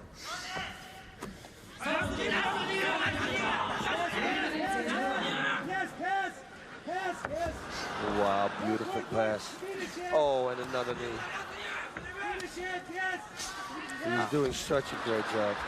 That knee hurt. Now Shoji turning his back. Now he's in turtle position.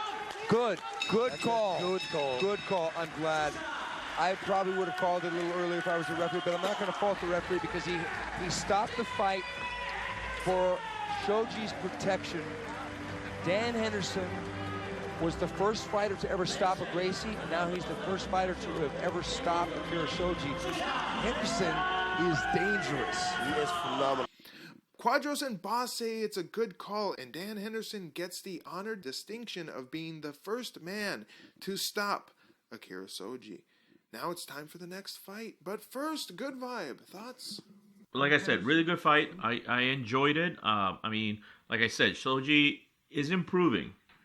He's definitely getting there. He was dominated, mind you, and like I said, and by the way, I will say this: I found it really cool on Dan's part on that third round where Shoji hit the mat, and the ref didn't call it. You could see he really didn't want to get in there. No. He was being nice. He's like, "Hey ref, come on. Look, I'm going to do this without any effort at all. Just fucking call the match." Yeah. And the fucking ref wouldn't. Well, yeah, he also showed with when he slugged Renzo Gracie when Renzo collapsed and he hit him with that right. He didn't want to do it. Yeah. He doesn't want to beat the fighters up after it. Yeah, it needs exactly. to be. He's a good guy.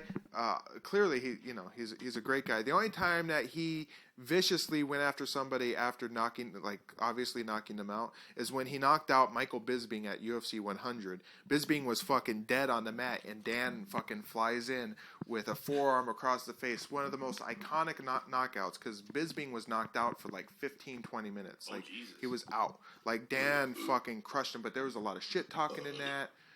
Bisping was really getting under Henderson's skin. And it was like a real heavy grudge match. But anyway, so like I was saying, it was a good fight. I liked it. And honestly, like that kind of fight really makes me like Dan. Because, the fact that he did that, really, I respect that shit. Yeah. Can you say overmatched? Dan has all the tools in the chest to be a dominant MMA fighter. Shoji has a couple screwdrivers and some caulk. At this point, I wouldn't condemn Shoji to the gatekeeper position, where a gatekeeper being somebody of a fighting promotion who they put the new guys against. If they can get past the gatekeeper, then they get in. I wouldn't say Shoji's a gatekeeper yet, but it won't be long before he assumes that role. Shoji at least made the fight interesting in the beginning. Other than that, it was a fucking slaughter. Good fight, though. 7 out of 10. So, what would become of our two sordid Sally Sockers here? Akira Shoji will be back at Pride 16, Beasts from the East, where he'll take on a debuting Shemi Schilt, former Pancrase fighter turned freelancer who has a record of 9-10-1. As for Hendo, he will be back at Pride 17, Championship Chaos, where he'll take on Murillo Ninja Hua, who will actually debut for Pride at Pride 16. We'll see you boys then!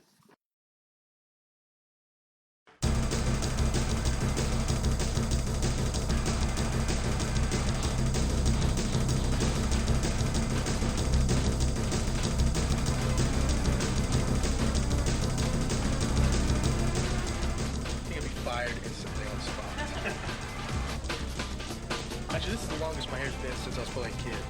Really? My mom would be there. She was excited that my hair was getting long, but I don't think she wanted this. When you were playing football in college, did you ever think you were going to become a fighter? No. And are you really confident? I always have to be. We're here to win. We're here to win, so. What kind of tactics do you think you're going to try? You're going to have to wait and see. Secret? Yeah, secret. You usually don't reveal your secrets before the fight. I'm not usually saying too much.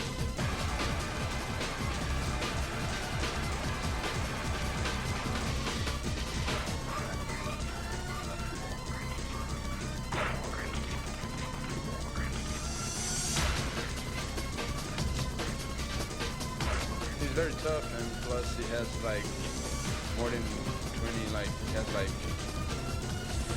40 pounds heavier than me, you know what I mean? It's gonna be a challenger for me, you know.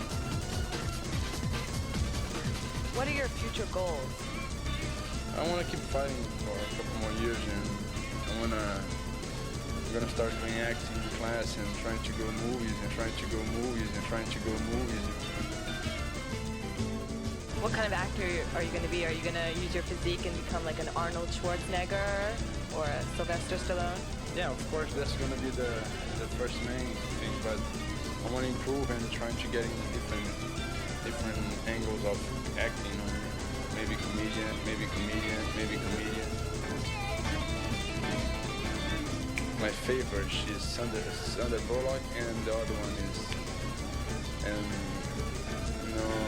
Julia Roberts. Julia Roberts. Yeah, she's my favorite. Oh, maybe Julia Roberts is watching right now. What kind of movie do you want to star in? Romance.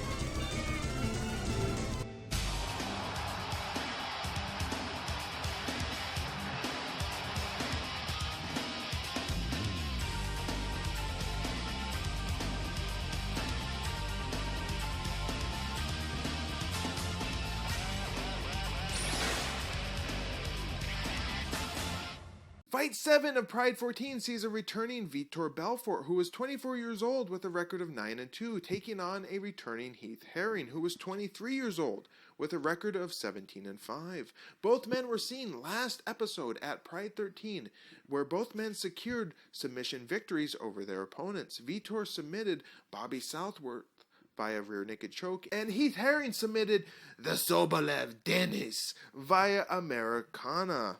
Pre-fight, Herring jokes with Risa about his fucking haircut. Can you say trollin'?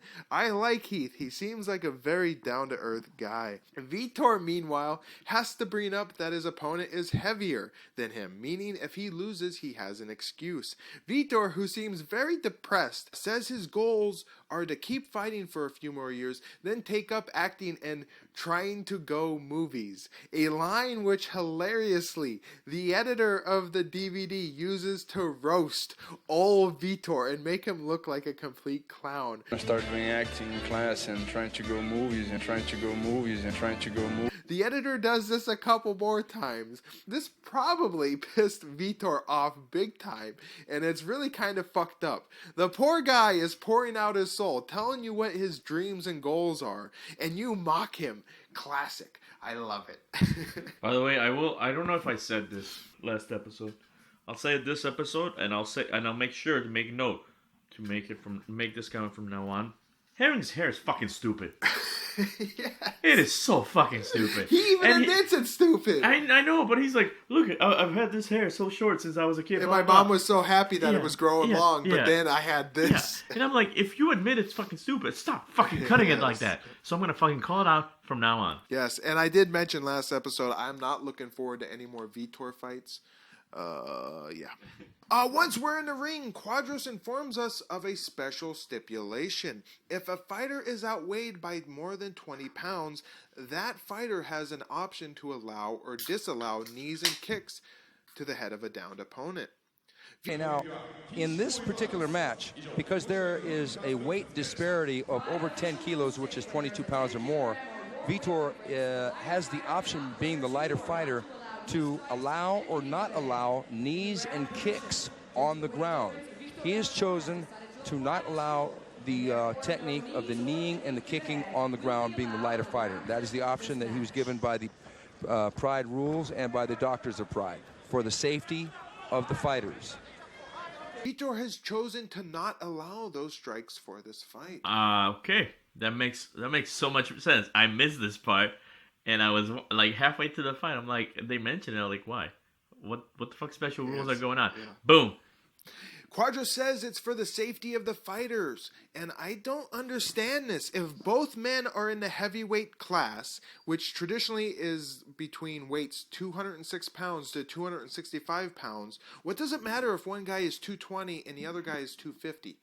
It doesn't fucking matter. It doesn't. It's kind of a stupid rule. I guess I can see it from the Japanese officials' standpoint that if they have a Japanese fighter in there, you know, they have some weird matchup where the Japanese guy is 180 and the other guy is 250 pounds. They don't want him being killed in the ring, I guess, right? But that's the thing is, he shouldn't be in the fucking ring to begin with. Yes, I agree. Vitor has serious roid belly going on. He just doesn't have abs. He has protruding muscles gutting out from his stomach. It's like roid belly. Yeah. Fucking serious. Herring, meanwhile, looks a bit soft, but he's still in good shape. Let's do it. Round one. The bell rings and Herring comes out with a leg kick, to which Vitor throws a left and then shoots down, getting Heath to the ground. Vitor is in his guard. Oh God. This is not going to be good. Remember what I said about not looking forward to fucking Vitor fights in Pride? Vitor with a good right, then Heath locks up his wrist. Heath tries to roll out. Vitor hangs on. Heath gets to his knees, and then they roll across the ring, tied up in the ropes, and now Heath is on top in Vitor's guard.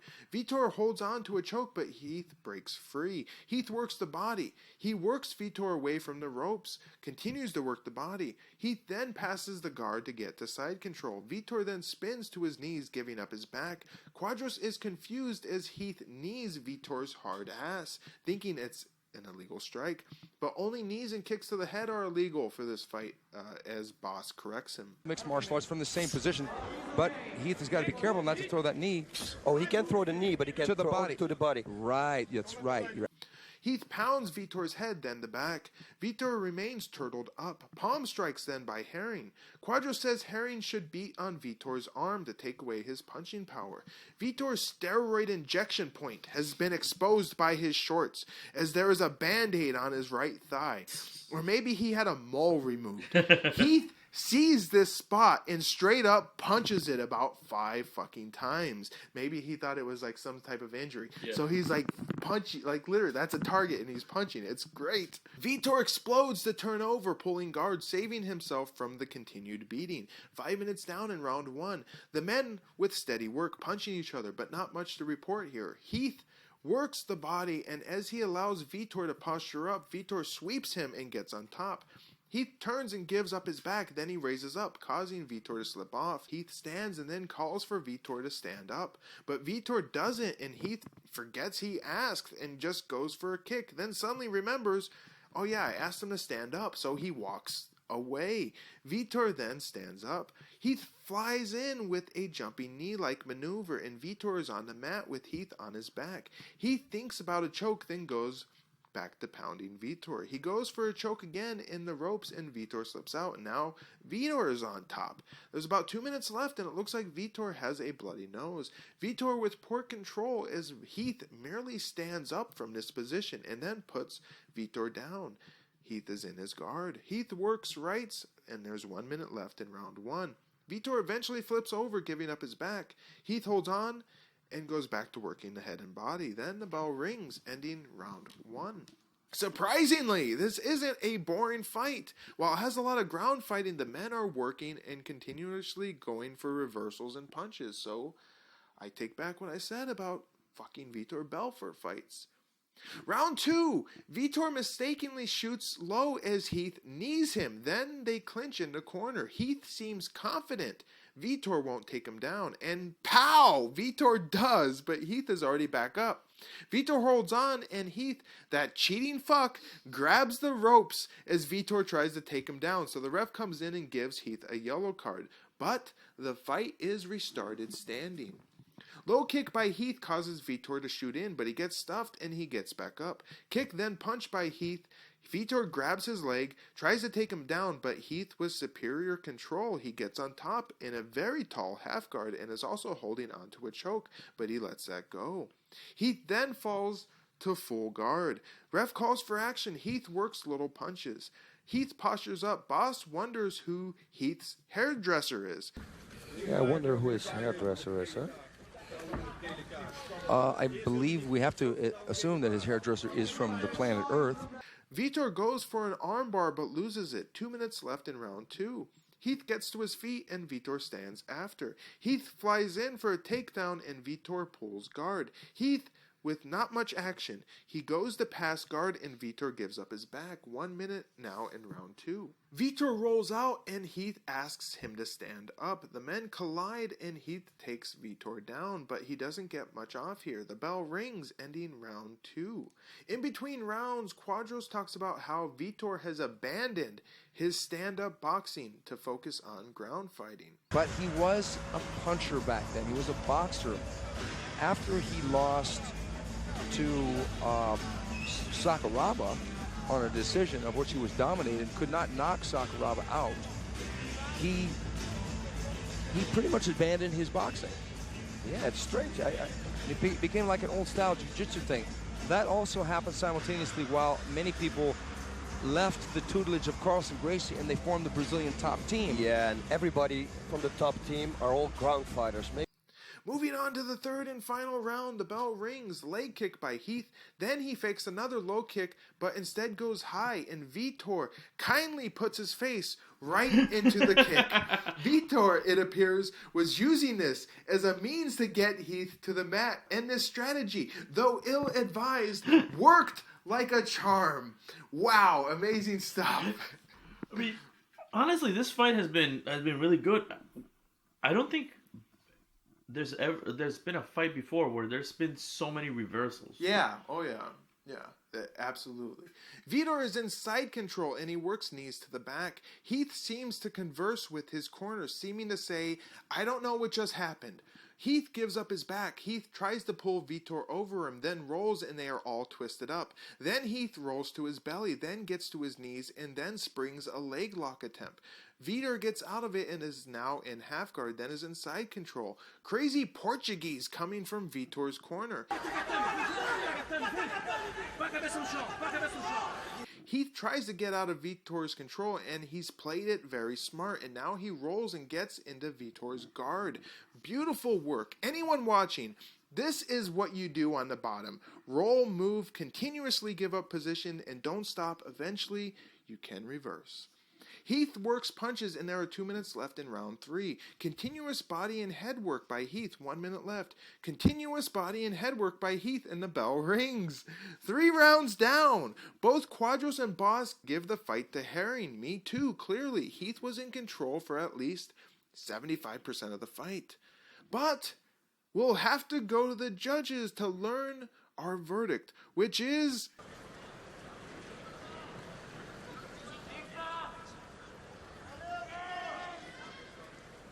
判定の結果をお伝えします。ジャッジ西、ビクトー。ジャッジ小林、ビクトー、ジャッジマト。What? What? Vitor Belfort unanimous decision? That was bullshit. Clearly, the judges have been drinking as much as Boss and Quadros. Hilariously, the DVD cuts to the next fight as Quadros sarcastically says, Vitor Belfort has defeated Heath Herring. Vitor Belfort has defeated Heath Herring. I laughed so hard it cuts right there. Yeah, no, I mean, what the fuck was that call? The only way I can justify this is the Quadros and Boss didn't bring it up. They should have. They brought it up before, the weight difference. Okay. That had to factor into the judging. If there's more than 10 kilos. And to a certain degree, I understand that. And also the yellow card. I understand both. But even with those, Heath fucking dominated the fight. That's what I was going to say. Even, at worst, I would have called, are draws allowed? No. Oh, okay. That No I was draws. gonna say okay. But yeah, so it's just kind of fucking weird. There's no way you can give this a Vitor. No. Like, even with the infraction and the weight difference, maybe though they're under strict rule, guidelines saying that, hey, you have to really heavily factor this stuff. Which is fucking stupid if that was the case, because it makes no sense to me. So I'm with you. When all of a sudden they fucking call the fight, I'm like, why? Why the fuck did you do this? But then again, it's only the start of the end. I'll let you continue. Okay. Good vibe. Thoughts on Belfort versus Herring? I mean, it was a good. To me, it was a good fight. Like I said, a lot of reversals, which I found interesting. And like you mentioned, is when they were on the ground, there was never a standstill moment. It was always moving around, trying to reverse shit, and it was an interesting fight for me. So I liked it.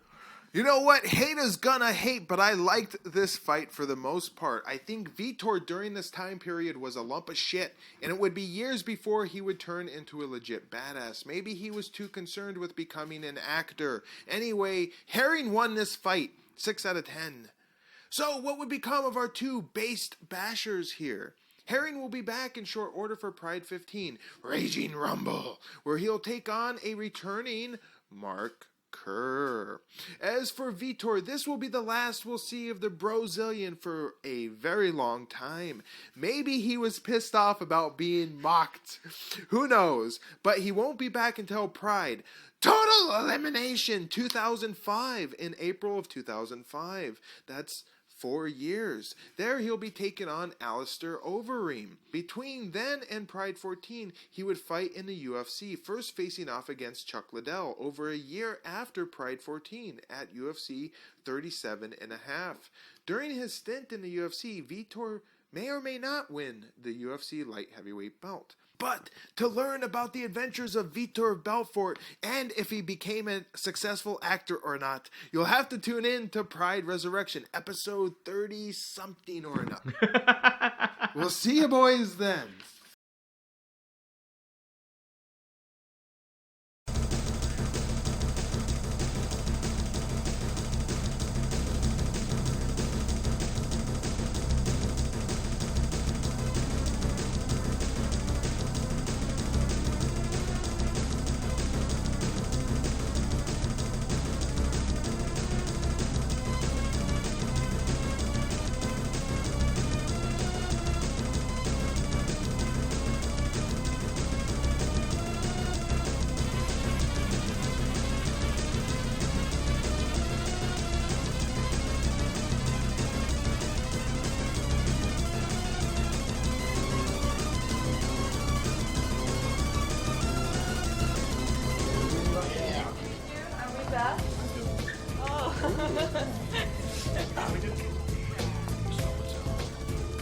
You seem so different out of the ring, and Yeah. I'm just still the same. you're still the same. A little bit more tattoos, but I'm still the Oh, same. you got some new ones this time? Yeah, I got the little one. So this is my special one, you know? This is the KO list. Every time somebody get knocked out, you know, the next one. Which hurts more, getting punched or getting a tattoo? No, I think tattoo, because when you get punched, you don't feel it. You just, oh damn, I'm hit. It hurts, but you have to hit somebody 3 or 4 times before you get down. And I can hit somebody 1 time and you get down. So. And I can take a punch, he can take a punch. It's gonna be a great fight. Great fight. So you're not intimidated by him at all? No, he's a nice guy, I like him. He's gonna be on your next knockout list? Yeah, you have to. It'll be a little bit big one, so special one. So. With the flag, so like, and the little nice things, because I beat Igor. Why are you so angry at the Brazilian fighters? The Brazilian fighters are real arrogant and stupid. A few are nice. You look like, what's his name? Victor. He beat me. Okay, he's nice, but the other fighters, When you hear backstage in the locker room and you're with a Brazilian fighter, do you ever have a conversation with them? No, not anymore. Before I was good with the guys, but now, no anymore. So you don't talk? No. Even if you pass them in the hallway, you won't say hi or anything?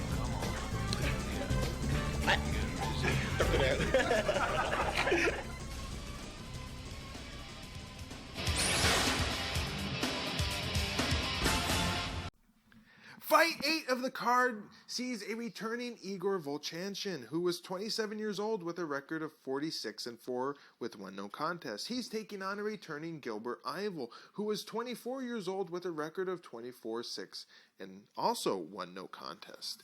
Igor is back after his upset defeat to Trey Teligman at Pride 13, and Gilbert is also back, last spotted at Pride 12, losing to Kazayuki Fujita via decision. Pre-fight, Gilbert puts the Mac on Risa, kissing her hand. He should tell her about his giant schlong. That might work better. He mentions how it takes Igor a couple hits to knock a guy down, but he, Gilbert, only needs 1. Bullshit on that. Also, there's apparently beef between Gilbert and the Brazilians. He calls them arrogant and stupid. If that's not the pot calling a kettle black, I don't fucking know what is. No interview with Igor. Not surprising. I don't think Igor gave a whole lot of interviews. He's very quiet, very humble. Didn't say a lot. Kai Grant with great pronunciation of Gilbert and Igor's names. 187センチ、103キロ、Gilbert Yvel! Gilbert Yvel, the man with the punches, kicks, and knees. 176センチ、103キロ、Igor Vovchanchyn! Pride flip-flops between ring announcers during their event, and I like Kai Grant. He has a better foreign name pronunciation. Quadros does believe this fight will go the distance. I would be willing to predict that this fight will not go the distance. That's going to be a world wonder. Ready to do it? I'm ready. Let's do it. Round 1, the bell rings. Kick by Gilbert, then a leg kick. Beautiful dodge by Igor as he throws a leg kick. He ducks Yvel's punch, then misses with a very serious left. Jump knee / kick by Gilbert, and he doesn't need to jump high to reach Igor's head. Igor catches Yvel's leg and takes him down, just like Quadros predicted. Vovchanchyn go for the takedown like I predicted. Igor is in side control. Gilbert tries the bridge out, but Igor holds him. Igor works the body, thinks about mount. Gilbert bridges again and gets Igor to half guard. Then Igor passes into mount. Gilbert gives up his back. Igor gets his hooks in. Quadros says if Igor goes for a choke, he'll be a monkey's uncle. If Vovchanchyn goes for a choke, I'm going to be a monkey's uncle. And he's going for it, but he lets it go. Igor with both hooks in on back mount. Pounds away, and then goes for the choke again. Quadros is stunned. You know, Gilbert, he's going for the choke again. Oh, and he's got it under. And then just like that, Gilbert Yvel is tapping out. Quadros freaks the fuck out. He's going to go for a choke. But if Vovchanchyn goes for a choke, I'm going to be a monkey's uncle. Vovchanchyn going for a choke here. Uh-oh for you. Oh, good, I'm not a monkey's uncle. But still, if he's going to apply the chokedown, you're going to be a monkey's uncle. We've seen some reversals, boss. These are the Titans.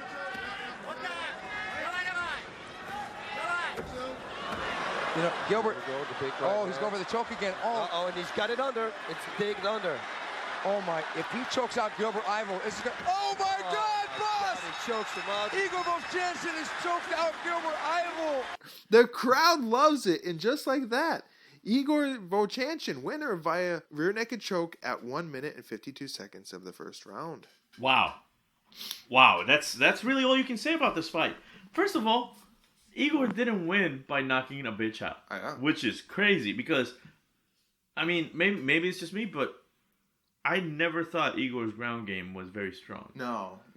But the moment he had that chokehold on, I was like, like when he tapped, I'm like, there's no way you're getting the fuck out of it. No.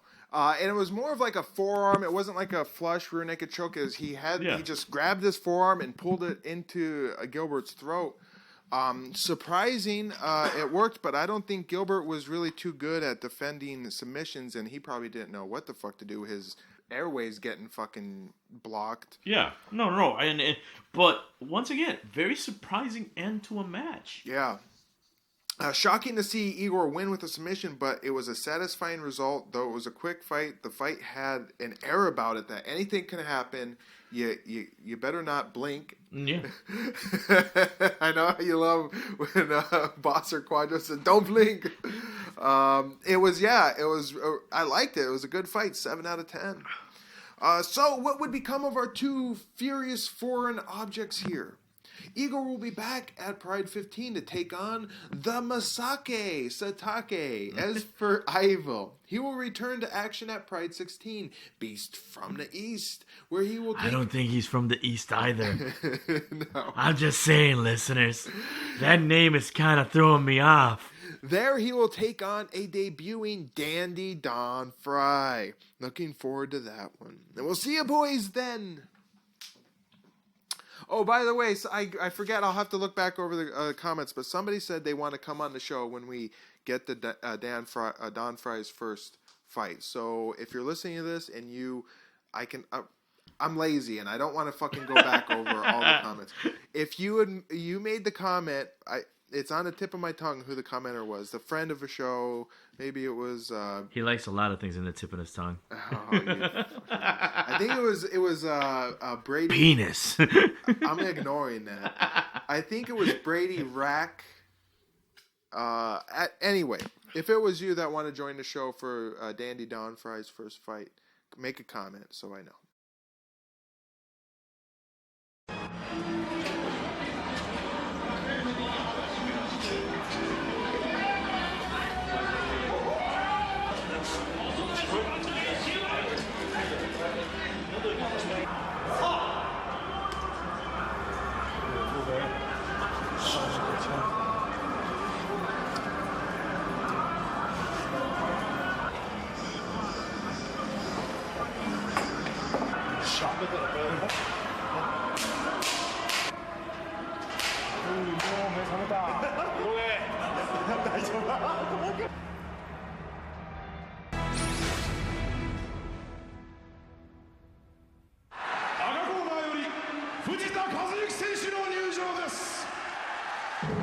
Okay, in the ring, Yoshihiro Takayama, coming from a pro wrestling background, and he's stepping in real deep with Fujita, who's entering the auditorium right now. Speaking of stepping in deep, we have joining us at ringside the Pride Fighting Championships Grand Prix champion, the top heavyweight mixed martial art fighter in the world, Mark the Hammer Coleman. Mark, welcome to the broadcast. Thank you very much, Steve. It's my pleasure to be here.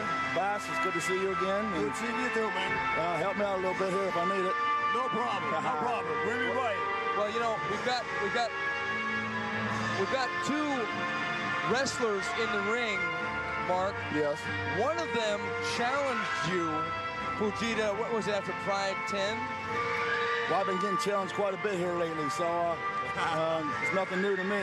I expect that. I'm the champion, and he should challenge me. Do you find it ironic that a lot of people will issue a verbal challenge, but very few people will step up to the plate and get in the ring with you? That seems to be what happens a lot lately. Everybody says they want to fight me, but when it comes down to it, not many people get in there. But everybody's improving. Fujita's getting very good, and we'll see what he's got tonight. Fujita is a great takedown artist. He took down an old stablemate of yours, Mark Kerr, when they fought, and he's going to be facing in against Takayama. Takayama is really gambling a lot here tonight because he's coming from pro wrestling in Japan. He's immensely popular. If he loses tonight, it's definitely going to impact his drawing power in pro wrestling. Fujita, on the other hand, was never really a big superstar in pro wrestling, but he's really a superstar in this game. Let's go to the introduction. Our ninth and main event of the evening sees a returning Kazayuki Fujita, who was 30 years old and had an MMA record of 6-1. He's taking on newcomer Yoshihiro Takayama from Japan, who was 34 years old and is making his MMA debut. Fujita was last spied at Pride 12, defeating Gilbert Yvel via decision, and now he's going to initiate another pro wrestler into the world of Pride and MMA. But Just who is this Takayama fellow anyway? A former rugby player, kendoka, and lifeguard, Takayama started his pro wrestling career for shoot-style promotion Union of Wrestling Forces International, that's UWFI, which was the spiritual successor promotion to the UWF. He debuted in 1992 and was under the tutelage of the great one, badass kicker Nobuhiko Takada. Oh shit, ladies and gentlemen. What time is it? Yeah, it's that time. Fuck you, Takada!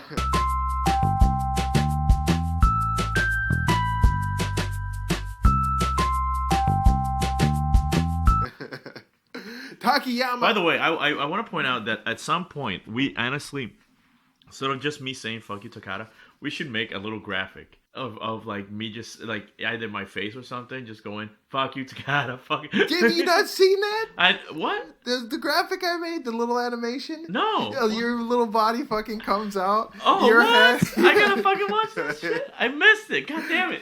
I'm gonna include it twice here so you don't miss it.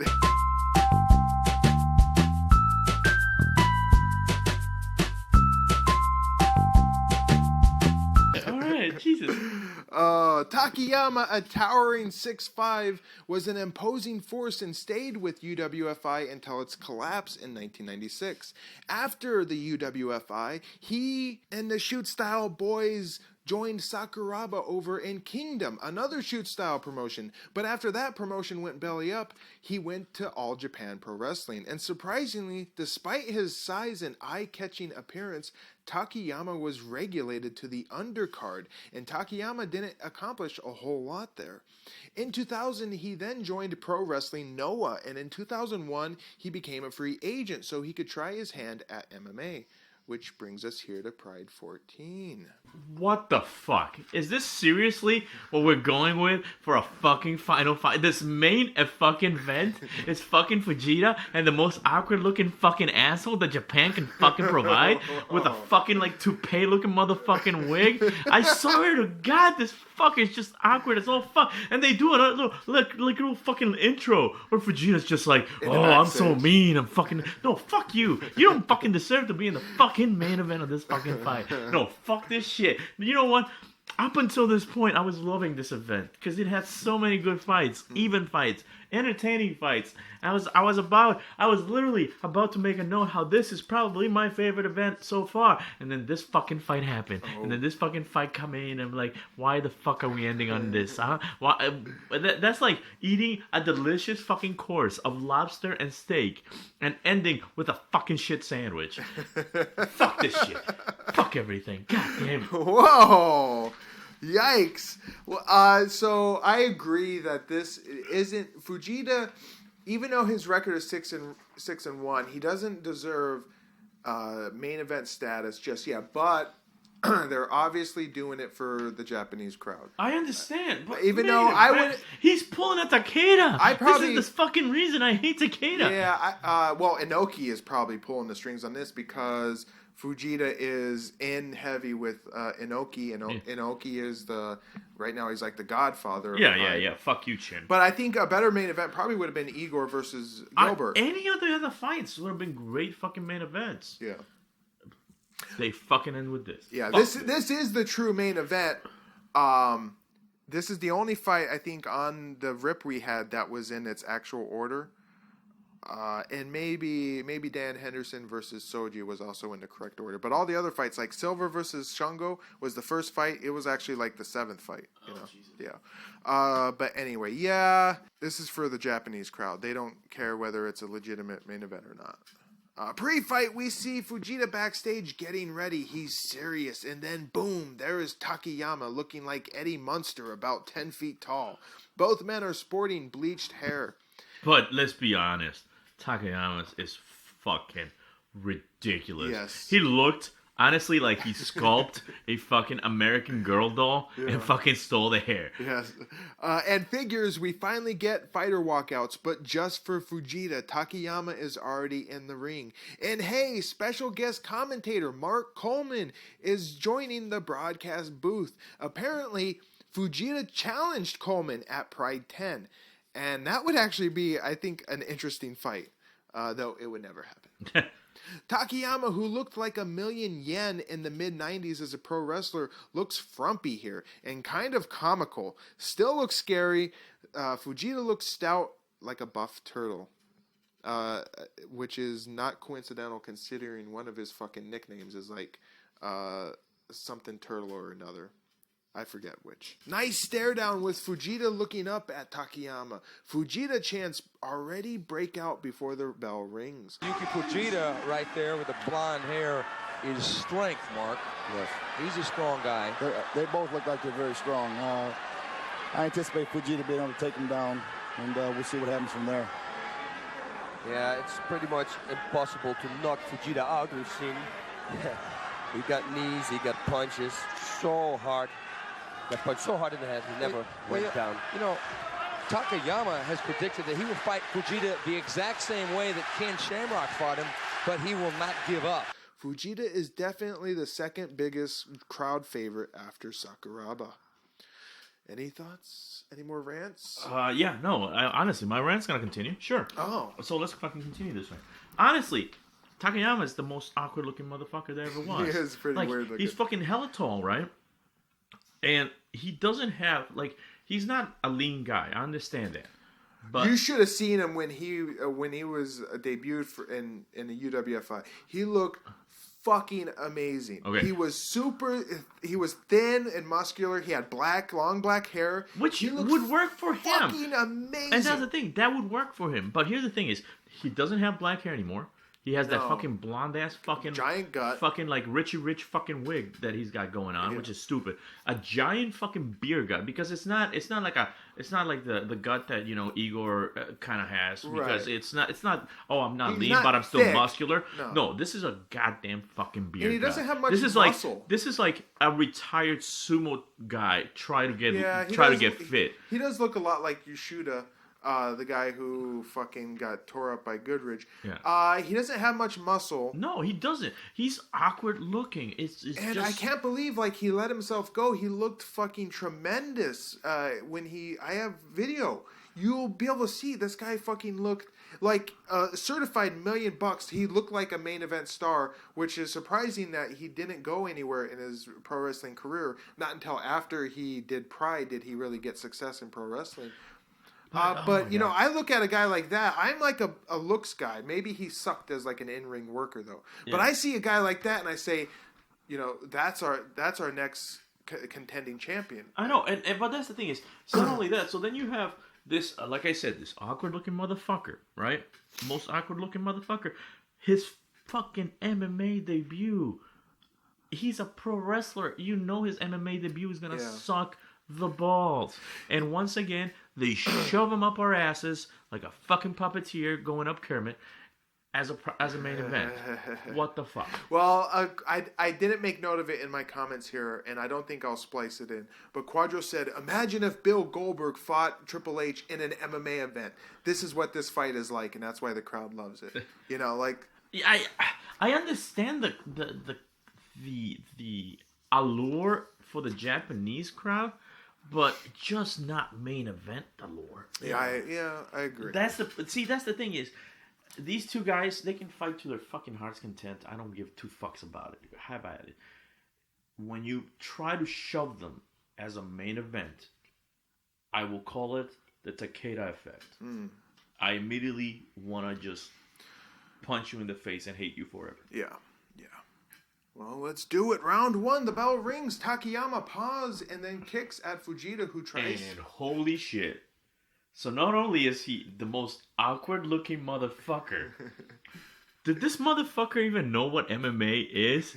Because I swear to God, listeners, especially you longtime listeners, 100% I'm not a fighter. Beginning of the show is the first time I actually started really watching MMA. And even I can fucking tell you, whatever fucking fighting pose this fucker's pulling off is the stupidest shit there ever fucking was. Yeah. His kicks are the most fucking comical thing doesn't ever. Doesn't he have some type of karate background? My God. I thought I mentioned that. It's just, it's giving me an aneurysm just how angry I am at this fucking fight. Fujita tries to catch the leg. Takayama, dummy, does it again, allowing Fujita to actually catch the leg this time, taking Takayama to the mat. Fujita is in side control and Takayama works to get back up. Struggle by both men to gain control and Takayama does stand up. Fujita, though, still holds on. Takayama tries to pull Fujita up and he manages to get control, delivering a knee. Geezer tidbit by Quadros. Takayama is 1/4 Apache Indian. With him, I do know one thing about Takayama. He's 1/4 Apache Indian. Well, Geronimo was actually 100%. Geronimo, says Boss, before letting us know that Geronimo was 100% Apache. Thanks, Boss. I didn't know that. Really? Yeah. Fujita breaks away from Takayama with a punch, jab by Takayama. Fujita shoots in, stuffed by Takayama. He pushes in the corner. The men exchange knees. Takayama with a tie clinch. He knees the thighs of Fujita. He knees again, and Fujita answers with punches to Takayama's head. Nice uppercuts by Takayama, and Fujita answers back with his own uppercuts, pouring them down Takayama's gullet. He keeps going. Okay. Rant number 2 on this one. Okay. So far, we've had this fight, right? And it is surprisingly even. Yeah. What the fuck? Fujita, what's his record again? 6-1. 6-1. He got beat really the fuck up by Ken Shamrock. But that's the thing that gets to me, man. Even a 6-1 record, we've seen Takayama now in the ring, and let's be fucking honest, he's a miserable fucking failure as far as anything goes, and yet he is keeping even with Fujita. Mm-hmm. So then, as far as because of certain history we have with Pride, and that we know, has Fujita's wins before just been ka-ching? Well, I know against Ken Shamrock, that was a legitimate win. Well, Ken Shamrock had a fucking heart attack or something. And, Mark Kerr blew his wad. He beat Gilbert Yvel by a decision. He lost to Mark Coleman, but it wasn't even a loss. He fucking... threw the towel like a fucking bitch. And I'm, by the way, listeners, let's be honest. I'm still pissed off about that one because that literally gave Mark the tournament. It did. 100%. And then the 3 other guys he beat were in some American low-level MMA organization out of Texas. He beat like 2 guys in one night. He got lucky against Mark Kerr that he withstood the storm. He eked out a decision against Yvel. He got lucky against Ken Shamrock, who fucking had a heart attack after he beat on Fujita so much, So yeah, I wouldn't say Fujita is really good. He's not good. And once again, the part that pisses me off is this is a main fucking match. Yeah. Fujita keeps going, pegging Takayama with uppercuts. Takayama knees and then the men slug away at each other. Huge uppercut by Fujita. Takayama with a knee, then 2 good ones right after. Then they separate. The men exchange punches and Fujita clips Takayama with a nice right. Takayama then flails toward Fujita. Fujita goes for a leg, but gets stuffed again, and the men clinch. They battle in the corner. Body shots by Fujita, then a knee by Takayama. Fujita apparently said that Takayama doesn't even deserve a game plan, showing how little respect he had for him. I'm not surprised. Uppercuts again by Fujita 5 minutes down in round 1. Fujita then knees. Takayama does something twice, and the crowd is really into this fight. Anybody down. There's a knee, but that had nothing on it.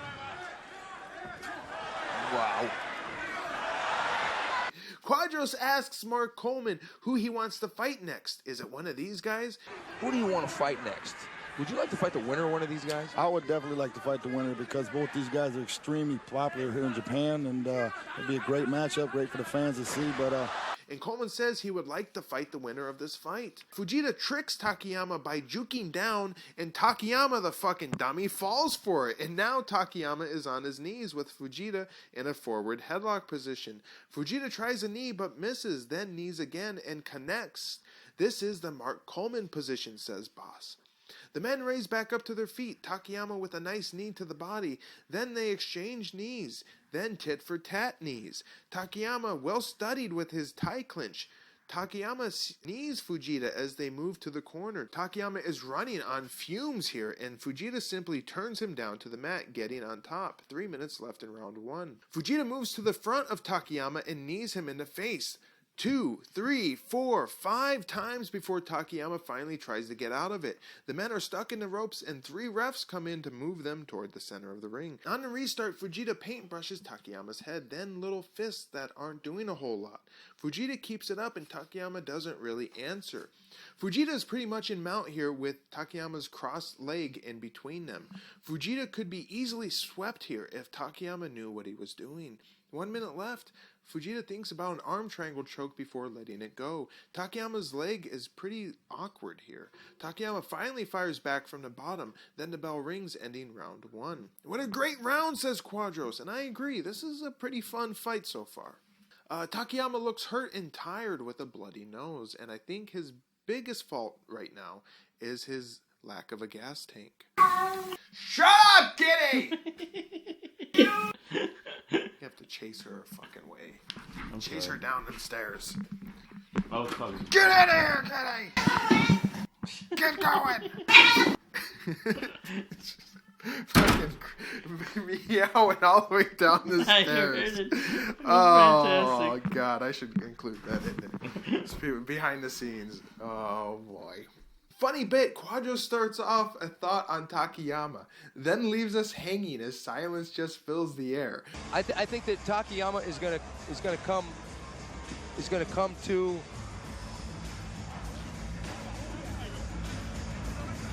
Boss calls this the best show Pride has ever had. Quadros agrees, but also brings up the seminal Pride 10, my personal fave. That's high praise. Can't ruin this show anymore now. Nothing. Whatever happens to this fight, this is the best show Pride ever had. This, boss, I'm with you. This is, Pride 10 and the Pride Grand Prix close behind it were the 2 best shows we've had. This Pride, this has been definitely the best Pride that I have ever seen. That's what's got to happen. Every show has to get better and keep the fans coming back. I thought I'm of the opinion Pride 10 was the best mixed martial art event I've ever seen. So, thus, this one, me personally, I'm a very opinionated guy, as I know both you guys are. Look at Takayama. He's ready to roll. Quadros then rethinks his position and says that Pride 10 was the best MMA show he's ever seen. We know your thoughts. You better fucking know my thoughts. I kid you not. I don't even know who won this fight because I was so irate with the whole thing. Into the second round, I just gave up. I'm like, no, fuck this fight. Fuck everything that it stands for. Fuck everyone that it stands for. Fuck everything. Oh my God, so much rage on this fight, but it just annoyed the fuck out of me. Yes. Round 2, the bell rings. Straight kick by Takayama. Missing 1-2 by Takayama. Fujita with his own errant 1-2. Then Fujita nails Takayama with another 1-2. Takayama seems a little phased, though. The men exchange, then Fujita goes for the legs as Takayama throws punches. Fujita takes Takayama's back. They are standing, and Fujita teases a suplex, but just spins Takayama down to the mat. He circles the Takayama's head, then knees and crushes Takayama's head twice. Fujita moves to side control. Fujita cross-faces Takayama and knees. Ooh, goes boss. Not anymore. Ooh. Takayama moves to his knees. Fujita holds him, tries to knee. Takayama gets to his feet, then Fujita falls on top of him and mount. Then he starts to lock up an arm triangle choke. Well studied, Fujita moves to side control to get torque on the choke, and a moment later, Takayama is out cold. Wow, what a finish. The streamers come down, and Fujita, the triumphant winner at 2 minutes and 18 seconds of the second round. Got it. He's got it full on. But this guy's strong, though. That's tight. He should walk the other way. He's flipping over the wrong way. He's going the wrong way. Yeah, now it's sinking in. Now it's totally sinking in. He's defending it wrong. Look at his face. This guy's, I don't think, is this guy going to tap? No, he's not going to tap. No, he's doing it. He's walking the wrong way. He's out. That's it. It's done. Oh, my goodness. Oh, my One tap. Fight.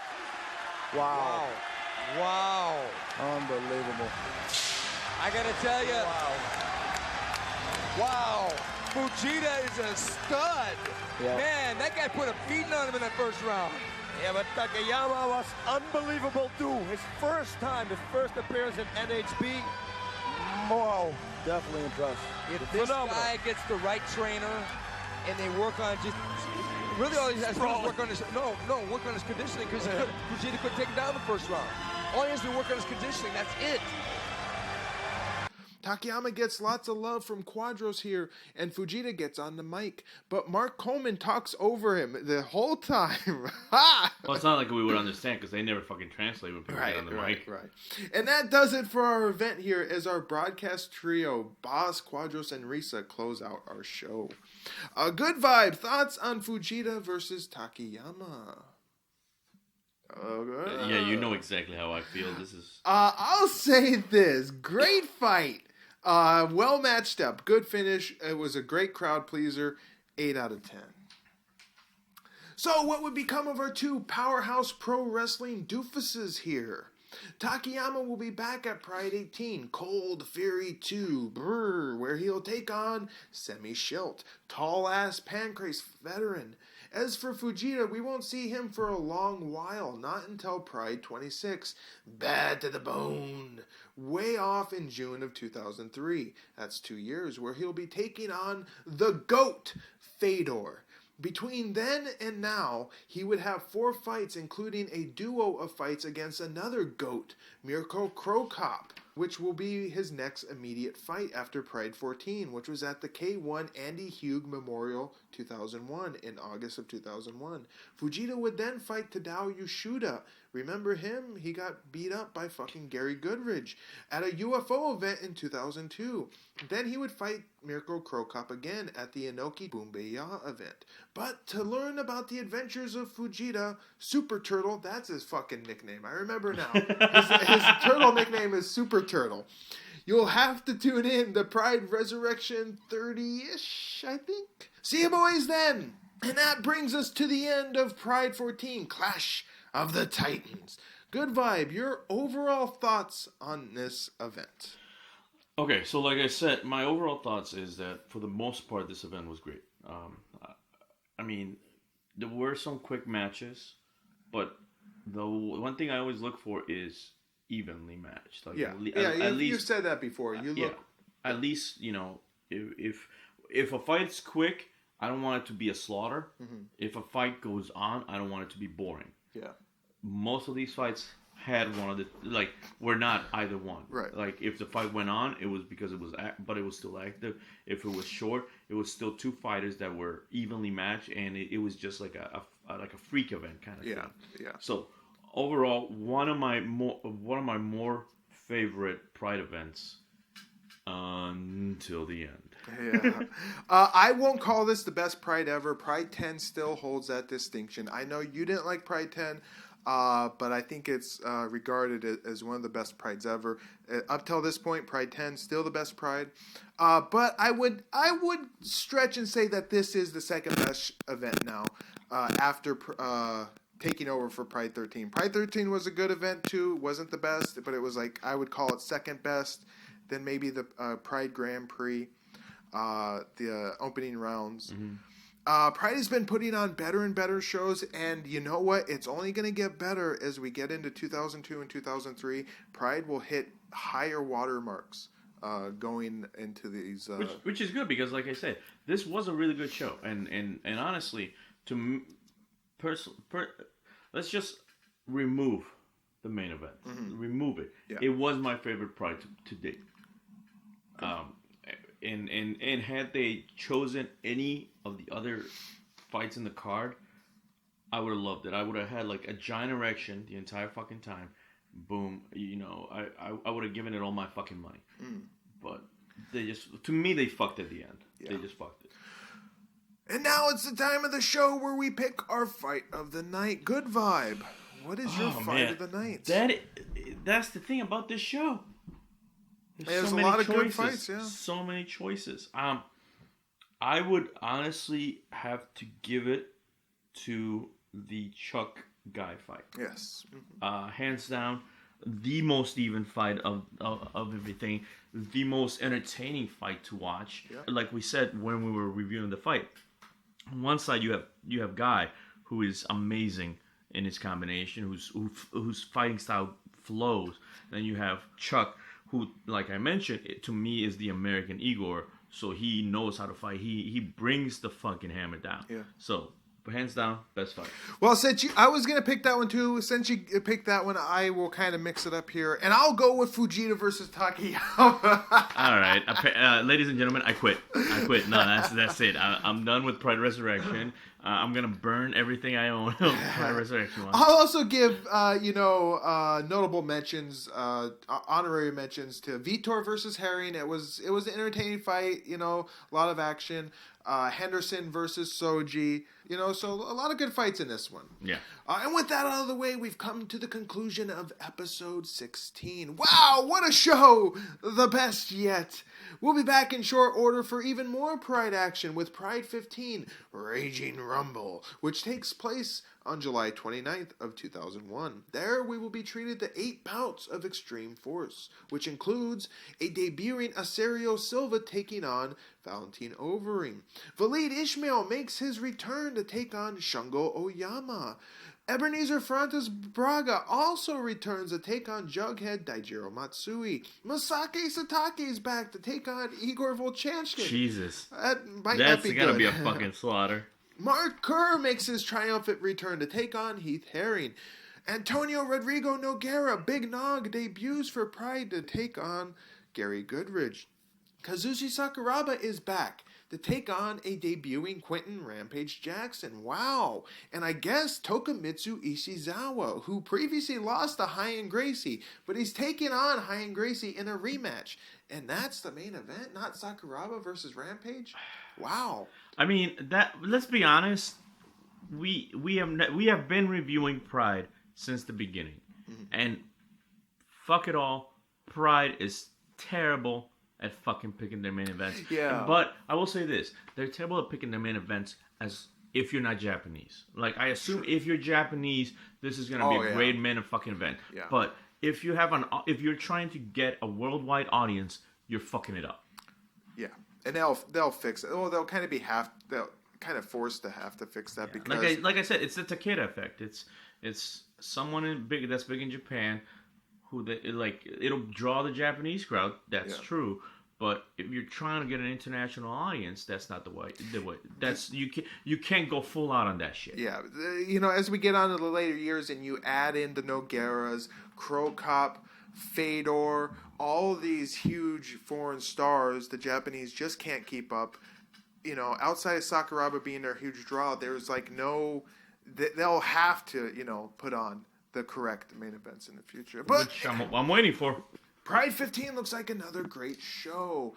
But until then, we must bid you adieu. So, for the Colombian Good Vibe, woo! The Machine, who will be back again, I am the most dangerous man alive today, wishing you goodbye, good luck, and we'll sniff you fucking jerks later. Peace.